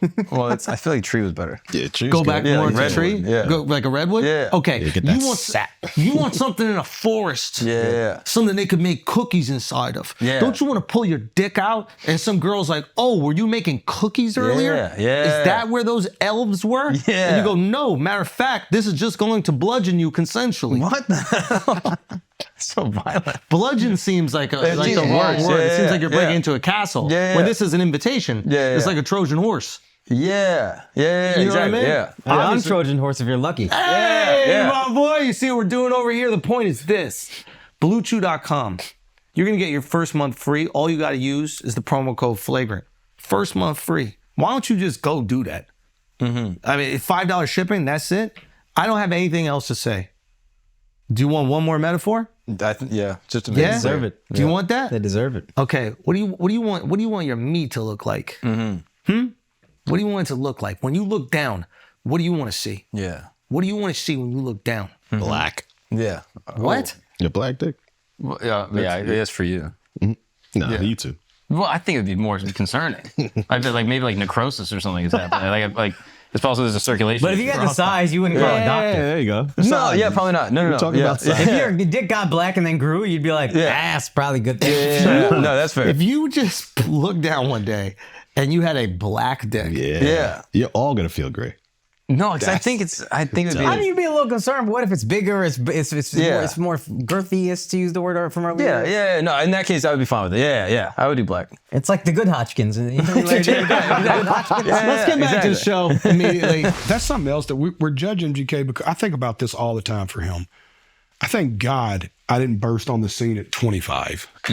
Yeah. Because like the way I thought at 25 and would have projected myself into critical mass. Yeah. You know what I mean? It would have not favored me for What sure. I thought was cool though is like, because if you ask me a question, I'm going to give you a real answer. Yeah. And he was straight up. He was just like, yeah, so what do you think this is? And I was like, all right, well, these are my thoughts on it. And that's heavy. Yeah. If you're asking me to describe your perception, where your career is at, all these different things, like I tell you honestly, and he was like, he reflected on it, he was like, oh, wow, I can see that. Yeah. A lot of people would fight for their perceived identity in that moment and be like, no, I disagree with you about these types of things. But like analyzing, it's like, oh, okay, I could see why that might be that. And I was like, oh, that was kind of cool. Yeah. He's so, man, every conversation I've ever had with him, he's so, even down to like this, I joked with you that night and I was like, I'm his publicist right now. That's how I feel. You know what I'm saying? I'm out here showing the world like this dude is so much, even when we got back to circle back to the him and M thing, is like, that's why I see so much of them in each other. I just think that he was so young during all of that too. You know what I mean? Like even what he did to initially make M mad into the battle era of like, you know, man, that dude's got a, you know, like we're watching this new video with him and I'm getting choked up watching his daughter get married and announce a child. Yeah. But equally, I'm just with MGK at MGK Day in Cleveland and he's got a 16-year-old that's like already taking college classes. Like, crazy, right? Genius kid. He's like, this dude flies every weekend from LA to go be a volleyball dad. You know what I mean? Like every weekend, I'm like, if people knew that about you, besides this picture of you wearing this fucking wild outfit, you know what I'm saying? Like it would be such a, I know how fast it made my shift of you. Yeah. You know what I mean? Whenever I'm talking to you and I'm seeing the consistency, I'm like, where you at? He's like, on my way to Cleveland. I'm like, damn, is he volleyball again this weekend? He's like, every weekend, dog, for 28. He quit touring. He took a year off of touring. Yeah. Tens of millions of dollars. Like, man, it's going to be like one of the last years I can watch her play. Yeah. Like, that's the kind of duty is it, like, where his spirit's at right And this that's the particular type of thing moment. that comes out when you share your personal life. But it's scary to share your personal life too. Super. Especially when, I imagine like there's certain people in the industry that have, their idea of like crafting a rock star is a very specific certain thing. Right. And they're like, no, we have to keep you as mysterious and weird and all this other stuff. And he might be like, okay, well, yeah, I like doing rock and I like dressing weird, but I also like going to volleyball games with my daughter. And that's often more relatable than the mystery. I think he like grew up in Egypt too or something. Like, doesn't he have like Christian missionary parents or something like that? I know his mother's like a Viking or something like that. That's why he got all the blacks. I swear, man, like super. It's a crazy story, man. That's why he got all that blackout shit tattooed on him. It was crazy. He told me one night the full story, but I was really high. I was really. So I don't want to butcher that story completely. When was the last time you tied one on? When was the last time you really went for it? SNL, Oh, really? of course. Late night? We came out of a burlesque So very bar. recently. Came out of a burlesque bar at 8 o'clock in the morning with Post and MGK. Wow. Literally, the box or something like that. Oh, yeah. Fire. Oh, you went. Super awesome. Yeah, of course. Dude, listen, y'all. I'm from Antioch, Tennessee, dude. I played on Saturday Night Live. You know how fucking absurd that is? Yeah. Like when you really start rapping, like I tell people they know that I'm a criminal by my history and I talk about it openly. But if you just like seen it on a sheet of paper and then said, that guy played on Saturday Night Live. People like, get the fuck out of here. Dude, to that You know what point, I'm saying? I listened to this sports station in Dallas. I always talk about it, but they said you performed at a cafe in a radio station. When I say cafe, I mean 2 vending machines, some small tables. I don't even know, like 99.5 The Wolf, I think, is there in true Dallas. story. I don't know how long ago that was. I don't even understand that part of your life. What is that journey like for you? What do you reflect on? Like, do you remember that moment? Like, Yeah, for sure. That was just a few years ago too, man. That was just me going to radio and just trying to be like, yo, man, this is my record. I just would be honored if y'all take a chance to hear it. I was just like telling my story, you know what I mean? But even the early, dude, we played bars for, when you see my show, and Dove will attest for this, it reeks of a man who's done 1,000. You know what I mean? Like, does that make sense? Yeah. Like, I joked with Schultz when I was like, have you ever had a shit on stage? But I knew that he's done enough shows that there was a story there. There's no way you've stood on that many stages and the bubble guts haven't hit you to the point of being like, I got to get the fuck off here.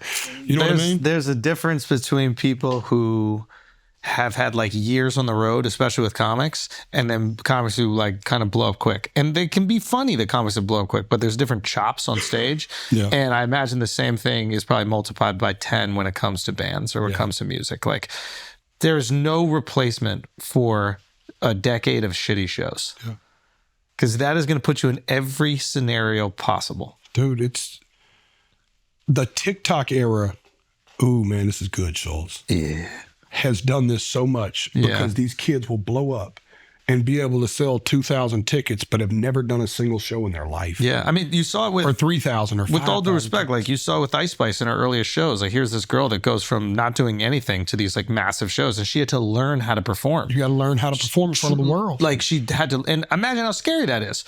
You go from rapping in some random studio to having 10,000 people in front of you, and you're just like, fuck, it's not just saying the words anymore. I got to dance. I got to have charisma. It's a different game. It is a totally different game. It's also about them getting honest booking agents. I'm watching this Aaron Hernandez thing on FX right now. And it was so interesting when he's meeting with his agents. Have y'all seen it yet? No. I've heard it's pretty bad, to be honest Well, with you. they say that about all the FX shows like that. But I'm so into the story, I would watch a animation of whatever Aaron happened to that story. It's crazy to me. I've watched everything you can about it. But it was interesting. I'd never seen the side of him meeting with the agents. And whether it's true or not, it reminded me of the TikTok era because all these agents are coming in and they're like, you're a first round draft pick, you're a superstar. And then one agent comes in and goes, you're going to be lucky if we get you picked in the 3rd. Oh, wow. And he's like, I've already picked my guy. Get out of here. He said, I will. But if they told you what's happening at the combine, and he just kind of starts leaning in like, they didn't tell you got to answer questions for 3 hours, did they? They didn't tell you that all 52 teams get to ask you questions for 3 hours apiece? Did they tell you this? And he's going, he said, yeah, that's because some other agents are lying to you. Call me when you realize what's really going on. Oh, wow. So he ends up picking that guy though. Yeah. But it's like, that's happening in the TikTok world because some agents going in with their mom and dad, sometimes these TikTokers, right? And this agent's going, I can get y'all making $20,000 a show right now. We're going to go right into theaters. We're going to do. And then they go meet another booking agent who's the right guy who goes, look, I think we need to go play this like 300 cap room circuit. Let's go do like 40 of these. Just get her familiar with standing on stages, looking at people in the eye. We'll put her in theaters in the spring, slowly next spring. We'll ramp her up and we'll put her on an amphitheater tour in 3 years with somebody. And they're like, fuck you. And they go to the agent that puts them in front of 2,000 people. And they go out and fucking blow it. And it sucks. And everybody reviews it. And the internet and all their TikTok fans review it. Start arguing with each other about how bad the show is. I see it happen in my business all the time. Yeah. You know what I mean? And the ones who do it right are the ones who go out of... Jesse Murph, the one I did Wild Ones with. Yeah. Example of doing it right. She could have came out the gate selling thousands of tickets. Man, they sent that girl over to Australia. They sent her to the UK to do clubs. They had her going and doing abroad shows before she was doing big domestic shows. Like, let her go figure it out. You know, like it was. Get your chops over there. Figure out, get and comfortable. that also shows how smart she was. Yeah. That she was in no rush. She was just like, yeah, I know. What I love about Jessie is she's like my little sister. She's so confident in what she does. Yeah. She's like, I'm here. Yeah. I just needed somebody to see I could do this. I'm going to do this forever. Yeah. That's how she thinks. So she wasn't in no rush. You know what I mean? She really cut her teeth. And even then, just when she comes out with me at MSG, I'm after that night, I'm like, I tell my wife, I'm like, is that not a different person from even just who came out with me at Jingle Ball MSG last year? Yeah. She was like a completely different person. I was like, just watching her, you know, she'll be in arenas probably next year if I had to guess. Wow. At least the amphitheaters. Can I say just about his show without spoiling like what the show entails? One thing I'll say, and I was with Vala at the show, it's a stadium show in an arena, which I think the last time I made that comment was when we saw like Travis Scott. But just in terms of using the whole room, where I'm like, you'll be at MetLife doing this same thing where there's multiple stages, there's the runway that you're on, and I'm like, this guy is using it. And it's not only that, we've seen enough shows at MSG now we can compare. It's you could just play up against that end stage and you're just seeing a concert. You're blocking, like meaning like the positioning that he's going between songs, and when he's moving around these runways to the audience, like the entire arena is his production is changing. Things are lowering. The skull, everything was just so perfectly planned that you're like, this guy's done this for years, and he wouldn't waste like to do that level of production. You can't cheat that. Like that's something where we can now keep on adding it. You're probably part of the production. You told us how many trucks you have coming into that, but that show, if anyone could see this on the road, 23 trucks. spectacular. And Not New to York give everything surprise. away, but let me give everything. No, I didn't. No, you think that was You giving did a away? very You're all, tasteful. you're all in store. We'll cut whatever, but I didn't give anything. But you could tell who came out. Yeah. MGK came out. Bus a Wiz Bus. Khalifa came Bust a out. Bus. Bus came out. No, this Wow. MSG. Yeah, MSG. Bus a Bus came out. Wow. Bus came out. And he dog. can perform his ass off, dude. Listen, man, I have a rule that I don't watch a performer without stealing something. It's my personal rule. The good ones borrow, the great ones steal. That's my rule. If I come see you, stole something from you the other night, it's what I do. I'm coming, I'm watching, I'm stealing. I love it. And Bus was on my stage for 4 minutes and I stole something. That's how good he is. What'd he do? 4 minutes. What'd he do? 4 minutes. His opening was so old school hip hop. It was like, so I set it up. There's this really, my show is really, I'm telling a story. Yeah. But I'm telling two stories, right? But they're the same story in the end. The story of music, the story of the therapy of music, and how we all grew up listening to different kind of music. Yeah. And I do this by like playing my music, and then I'll throw covers in there to show the crowd like, oh, you don't think you know country music, but Yeah. and then I have a trick where I'm like, you don't think you listen to hip hop, but I do it in the form of a story, which I'll tell you off camera because I want you to punch it up. But but I set it up and I set the story up. You heard me set the story up, and I'm like, yeah, and I grew up listening. I'm in New York, so I'm playing to it. I'm like, I grew up listening to 50 Cent, which I did. I grew up listening to Jay-Z. I grew up listening to Big L. I grew up listening to shit like. And then Bus comes out, right? Ooh. And it comes out, it's like one of them hip hop, like, da, da, da, hold up, da, da, da, turn the music up, da, da, da, da, da, JellyRoll, ba, ba, da, ba, da. And every time the beat would break, he would just scream something else, left side, oh, da, ba, ba, da, right side, oh, and him and Spliff. Yeah. Oh, yeah. And I'm watching them, dude, I'm standing behind them, having I got them on my legs now, a goosebump moment. And I'm like, that's why this dude is one of the greatest performers in hip hop history. Like, Man. like, What song did he come out to? fuck, I don't remember the first record. It went into Break Your Neck. Don't this hit make my people wanna jump, jump. He did like a 3 minute. It was so hard to keep. He did a 3 minute medley. And did He all did the a hits. medley of all the hits. He Yeah, did a 4 minute medley, and I think I heard a piece of every one of his hits. It was crazy. He even put in the Past the Cavassier, but just the musical part as an interlude funny. into another big hit. Oh, that's fine. So it didn't even come in. It was just that dear, don't this hit make my people wanna? And it was just so, and I was just like, man, what a way to Dude, do we were it. broke when I first moved to LA, so we would just go see rappers at like the late night shows, like Conan or Carson or whatever the fuck Conan film like it's in New York. But we saw him at like Carson Daly or something. The room is half full. He comes out, fucking destroys in a way. I've been to rap concerts. I haven't seen anything like this outside of Travis Scott. And everybody, and then one girl walked out and she was like, man, I saw him at the House of Blues.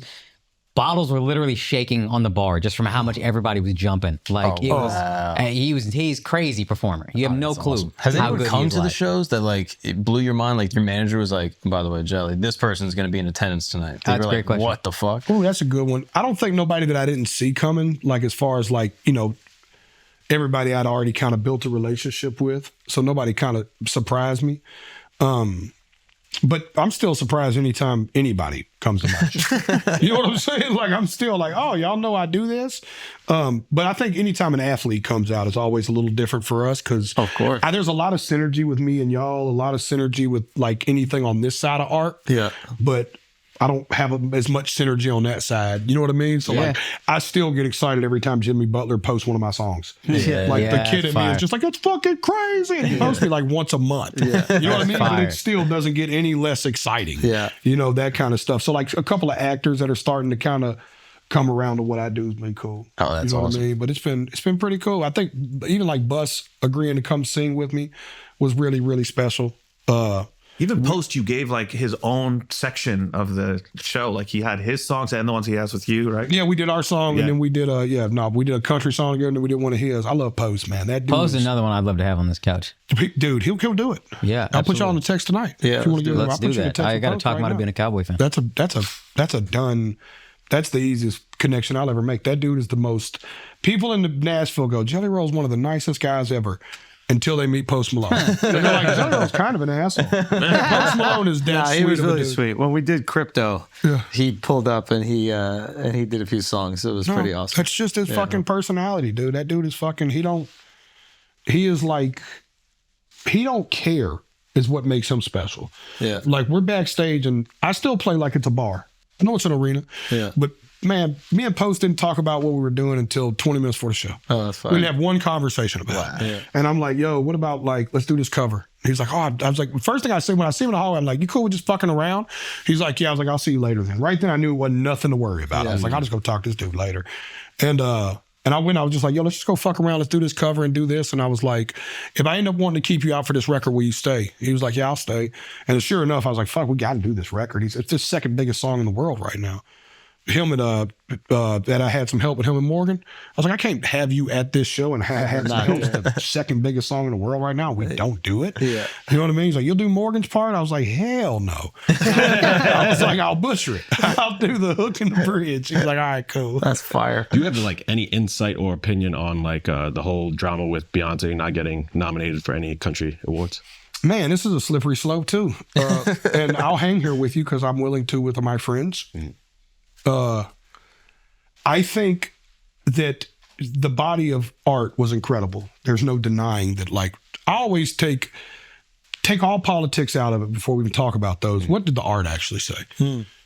Was it good? Right? And the record was good. I don't know if it was Beyonce's best record. You know what I mean? It didn't make me feel the way even Renaissance made me feel as a full body of work. But there was 2 or 3 songs on there that I thought could be country song of the year for sure.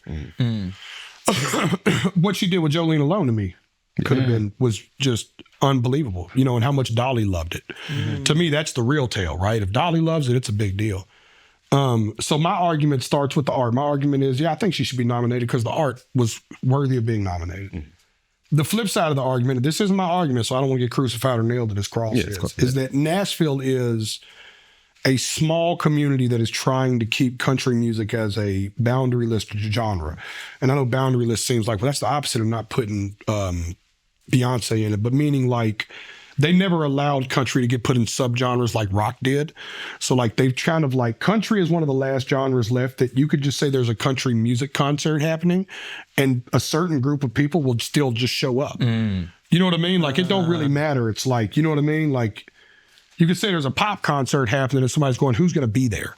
Got it. They could say, hey, man, there's a country concert happening down the street. And people will kind of just blindly go based on the consistency of country music. That's being ran by the town of Nashville, my city, where I'm from. But this is being ran from the industry. It's like how, you know, like all the record labels are in New York for hip hop. All of them are for pop in LA, or, you know, how it used to be, whatever. Now it's kind of everywhere. But these people looked at it, the people who are the 20,000 registered, 30,000 registered voters. Like the Grammys only has that many voters, or 60,000 or something, 100,000, whatever it is, right? These people that are in that, look, they are only really hip to what's happening in Nashville. Right? So it's not as malicious as one thinks. It's not like, in my mind, from what I know of these people, the few, I don't know all 16,000 of the voters neither, right? Or I'd fucking win more. But It's like the ones I know are just more like they just missed it, because to them it was more of like it was a big TikTok moment, the Texas Hold'em song. They were like, we're like in country music. There's there's 3 award shows, bare minimum 4 really now a year, that really matter, like to us as a community, like the ACMs, which is the Academy of Country Music, the CMAs, which is the biggest night of country music. This is the one that's coming up. It's the Country Music Association. I won the best new artist last year. Yeah, that was the speech. That was awesome. Yeah. That was that speech. That is the one though. That's a really big deal. I'm nominated for Entertainer of the Year this year. This is a huge honor. Congrats, my guy. And for some of these people, I think they just didn't see the visibility of the album. Not that the album wasn't huge and it wasn't impactful or a great piece of art. They just didn't see the visibility of it. She didn't tour it. It wasn't like Morgan Wallen is like out here selling out 3 stadiums a night like Beyonce did for Renaissance. Now, had the same campaign happened for Renaissance that happened with this album, I would have stood up and been like, this is wrong. Right. You know what I mean? But like to them, it was more of like and this is, I can't speak for all 16,000, and this isn't how I feel. Just what I've heard is like, to them, it just felt like an eclectic art piece to try to broaden the horizons of the space. And they felt like that a nod that's even bigger. Some people in this town feel like what's even bigger than giving her a nod was that Shabuzi broke by being on her album, and he's up for Best New Artist of the Year and looking like a winner. Yeah. And he's having a huge year at country radio and a huge year at all the country award shows. And like, he's in Nashville in the community writing. But he's Nashville embedded in the writers. culture. Yeah, he loves the culture of Nashville. Whereas Beyonce is a little bit more of an outsider. And that's I'm not saying, I don't think that makes it right that she wasn't nominated. Yeah. I want to be She's a clear about colonizer, that. is what you're saying. Thank you, Schultz. Thank No, you, I Schultz. get that. She's more of a But I'm giving gentrifier, if you will. I only want to be the guy Just who kind of takes using the the risk. art form, and I all got that you. shit. A Kardashian. That you got it. Got it. Wow. Got it. I got it. You get what I'm saying? I get the point you're trying to make. I wouldn't say any of those things. I think she's a brilliant, talented artist. I love Lemonade, but it is. I get it. These are the tough things that you gotta work No, on. I get it, because it's the same in the film world and the Academy. Nobody asked. So I'm trying to. Just go. I'm saying it's the same. It's the same thing that applies. Like why people see like the nominations. There's 10,000 people in the Academy, and like I would guess what percentage of that's like over 60 that's just been focused on like what Hollywood gives you, what wins at some of the film festivals. So like you when have I to lost think at the Grammys who's this coming year, from the outside. Yeah, I wasn't upset when I lost at the Grammys this year, because I knew that to the Grammy audience, I was new. right. So a lot of these people didn't know I was a human until Right. they see me on the bill. Yeah. And then they see me at the Best New Artist, like performance, and then they see me in the building and they felt my spirit. And now I feel like next year I might have a better I feel like every year I'm building a better chance towards it. You know what I mean? Does that make sense? There might have also been a perception where it's just like, if you're the size and success story, just the magnitude of Beyonce, and you pick any other genre to create music in, you're also like one of the most talented human beings ever. You pick any other genre, it's gonna be popular. Like if she decides to do techno, it's gonna be a number one. Like whatever genre she decides to do it. So maybe there's that feeling where it's like, anybody that big that decides to do country is going to have the number one album. They have to be embedded in the culture and really invest time in the culture to be considered like one of these Was it really artists. impactful, or was it just Beyonce dropping an album? Because that she's at the size where she can't be avoided. Like if she decides to put out a rap album, number one. Like anything she puts out I've is said number this one. a minute then. I was on record early about this. I'm glad it stood the test of time. Of course, obviously, and there's going to be country music fans that are going to be like, you wasn't welcome here.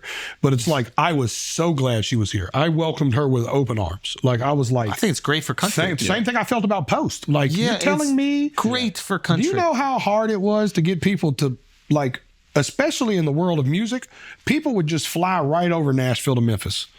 Just didn't even think about it. Whether it was hip hop, blues, soul, anything, Memphis had all the culture. I mean, Nashville just frog jumped over anything that was like country music in itself, country culture. Like what Beyonce did for fucking cowboy hat sales is unheard of. What? No, listen, man, this is a true story. I went to the, there's a, right there on Sunset. I wish I could remember his name. My boy Miles was with me that night. He's a cowboy for real. He rides horses. My dude that you thought looked like the crud guy. He went to this shop, and it's like an old school famous spot on Sunset that sells leather belts, leather hats. It's like an old cowboy store right there on Sunset. And he went in there, and the guy said, he's known the guy forever. The guy's been to the store 20, 30 years, something. He goes, how's business? He goes, better than ever. He goes, really? What's happening? He said, two things. Morgan Wallen and Beyonce. That's it. Literally, that's exactly like, and this is an old man's perspective who probably, doesn't know what's going on in the world. He just knows that a lot more motherfuckers showed up to this store in the last 12 months. Do you remember, what I'm saying? do you remember when Levi's sales went up. Run DMC and Aerosmith did Walk This Way? Yeah. And Like, then that's an, Adidas. Yeah. what's that? No, and then Adidas And the sales. Adidas things went yeah. crazy, but also just it's a great moment for hip hop. It's also a great moment for rock, but this is the time where rock was the dominant form, and then you do a song with this new up and coming, exciting genre of music, and it's a smash fucking hit. You don't think that that's going to help Run DMC? Now, I'm not saying that country isn't absolutely. It's probably the most popular right now, but when you take one of the most popular artists of all time, and she decides to embrace the genre. That's great for the genre. Huge. Yeah. And I think she should have been nominated for that alone. Yeah. You know what I mean? And that's why I said, but I know how Nashville looked. I think Nashville just missed it. I don't think it was malicious. That's what I will say. I think it was malicious in the like they missed it. Like unjust. Yeah, like y'all kind of, but I don't think they missed it like I don't think it was a turner back to them, her thing. I wonder if country. And I think what she did and her impact is already being proven. Do you see like the politics of Nashville changing now that country's become like the dominant art form? Like, are people trying to like buy streams like within Nashville in a way that you haven't seen in the past? Like, has the business corrupted? No. I think that's it's just expanded. The business of Nashville's just gotten bigger with artists like Beyonce, artists like Post. Now, Post came to Nashville and did the whole Nashville thing. It was the city just I think he spent that whole album. I spent 2 or 3 months there working on that record. But you just see the business of Nashville getting bigger, man. What I love about it is seeing country getting mainstream moments. Like when I was on M's album, that was like huge for us as a genre. Cause like for so many years, I'll never forget when T.I. got on Brantley Gilbert's Bottoms Up remix. And I was like, this was 2006. Yeah. And I was like, no fucking way. Oh, rap people know country people or country. You know what I mean? Like it was like, no way. Like, so for that to have went from that to me being on M's album, Morgan being on Dirk's album, Morgan being on Moneybagg Yo's records. You know what I'm saying? Like these are the crossovers that are like, I think are super cool. Like whenever I see Lainey go rock with a pop girl, you know what I'm saying? I'm just like, kick ass, Lainey, kick ass. What's that wagon like in person? You asked me that the last time, 2 years later. You didn't answer You all the didn't time, answer, to be bro. honest. Yeah. Not answering didn't- again. We need to see that before the Ozempic gets in Nashville, bro. Because that thing looked crazy. There's like a few images of it where it just looks absurd. I'd like to see her shit backstage. Jesus. With all due respect, with all due respect, with all due respect, I'm a married man. Obviously, there's nothing Sounds a sexual little about like it. the cheetah print pants or something like that. Yeah. This guy's so phony. Did it happen to me that way? Which one was she? Can you remind me? You know what I love about y'all and about pop culture is that's 2 years old, and as soon as I brought up Lainey Wilson's name, both of y'all were like, "What's up with the wagon? Talk to me about the thing." Oh yeah. Oh yeah. Oh, she got new ones too. Nah, she don't got new ones. It's Yo, impossible. Miles has been having a question for an hour. What do you want to ask, Miles? Upcoming country artists that you find right now that you're like, that's the next big one. Me and Mark this year listened to a lot of Red Clay Strays. Oh yeah. And Oh, I they're met those guys the other fucking night. awesome. Yeah, they're Where'd at you the meet? Cellar. They're big comedy fans. Shout out Red Clay Strays, man. They're awesome. Yeah, and they're like great hang. Yeah. Oh wow, that's awesome. Yeah. They had a I show haven't met here them yet, but recently. they're huge. I love the. They live in Treaty- Alabama. Treaty Oak Revival's another one. If you like Okay, Red yeah, I'm Clay trying to Strays. see who to put on the Spotify. If you like the Red Clay Strays, you'll love Treaty Oak Revival. They're real fun. Their shows are super fun and rowdy. It's kind of got that Red Clay Stray vibe. Teskey Brothers. I hadn't heard 'em. You never heard of them? No, yeah. you'll hit me. Oh, with they're that. awesome. Yeah, you'll hit me. Oh, with you're that. gonna love them. There's this kid. I wouldn't say he's new. What or about unknown, 'cause he's blowing Malone up. Black? Never heard of Malone Black. Malone Black is crazy, dude. Are y'all fucking with me? Right? No, Malone Black. I'm getting trolled. Go ahead. Tell me about Malone Black. Malone Black is one of the greatest country artists of all time. You like Zach? You don't know about Malone Black? Who? Shut up, Dub. Malone Black dick in your mouth.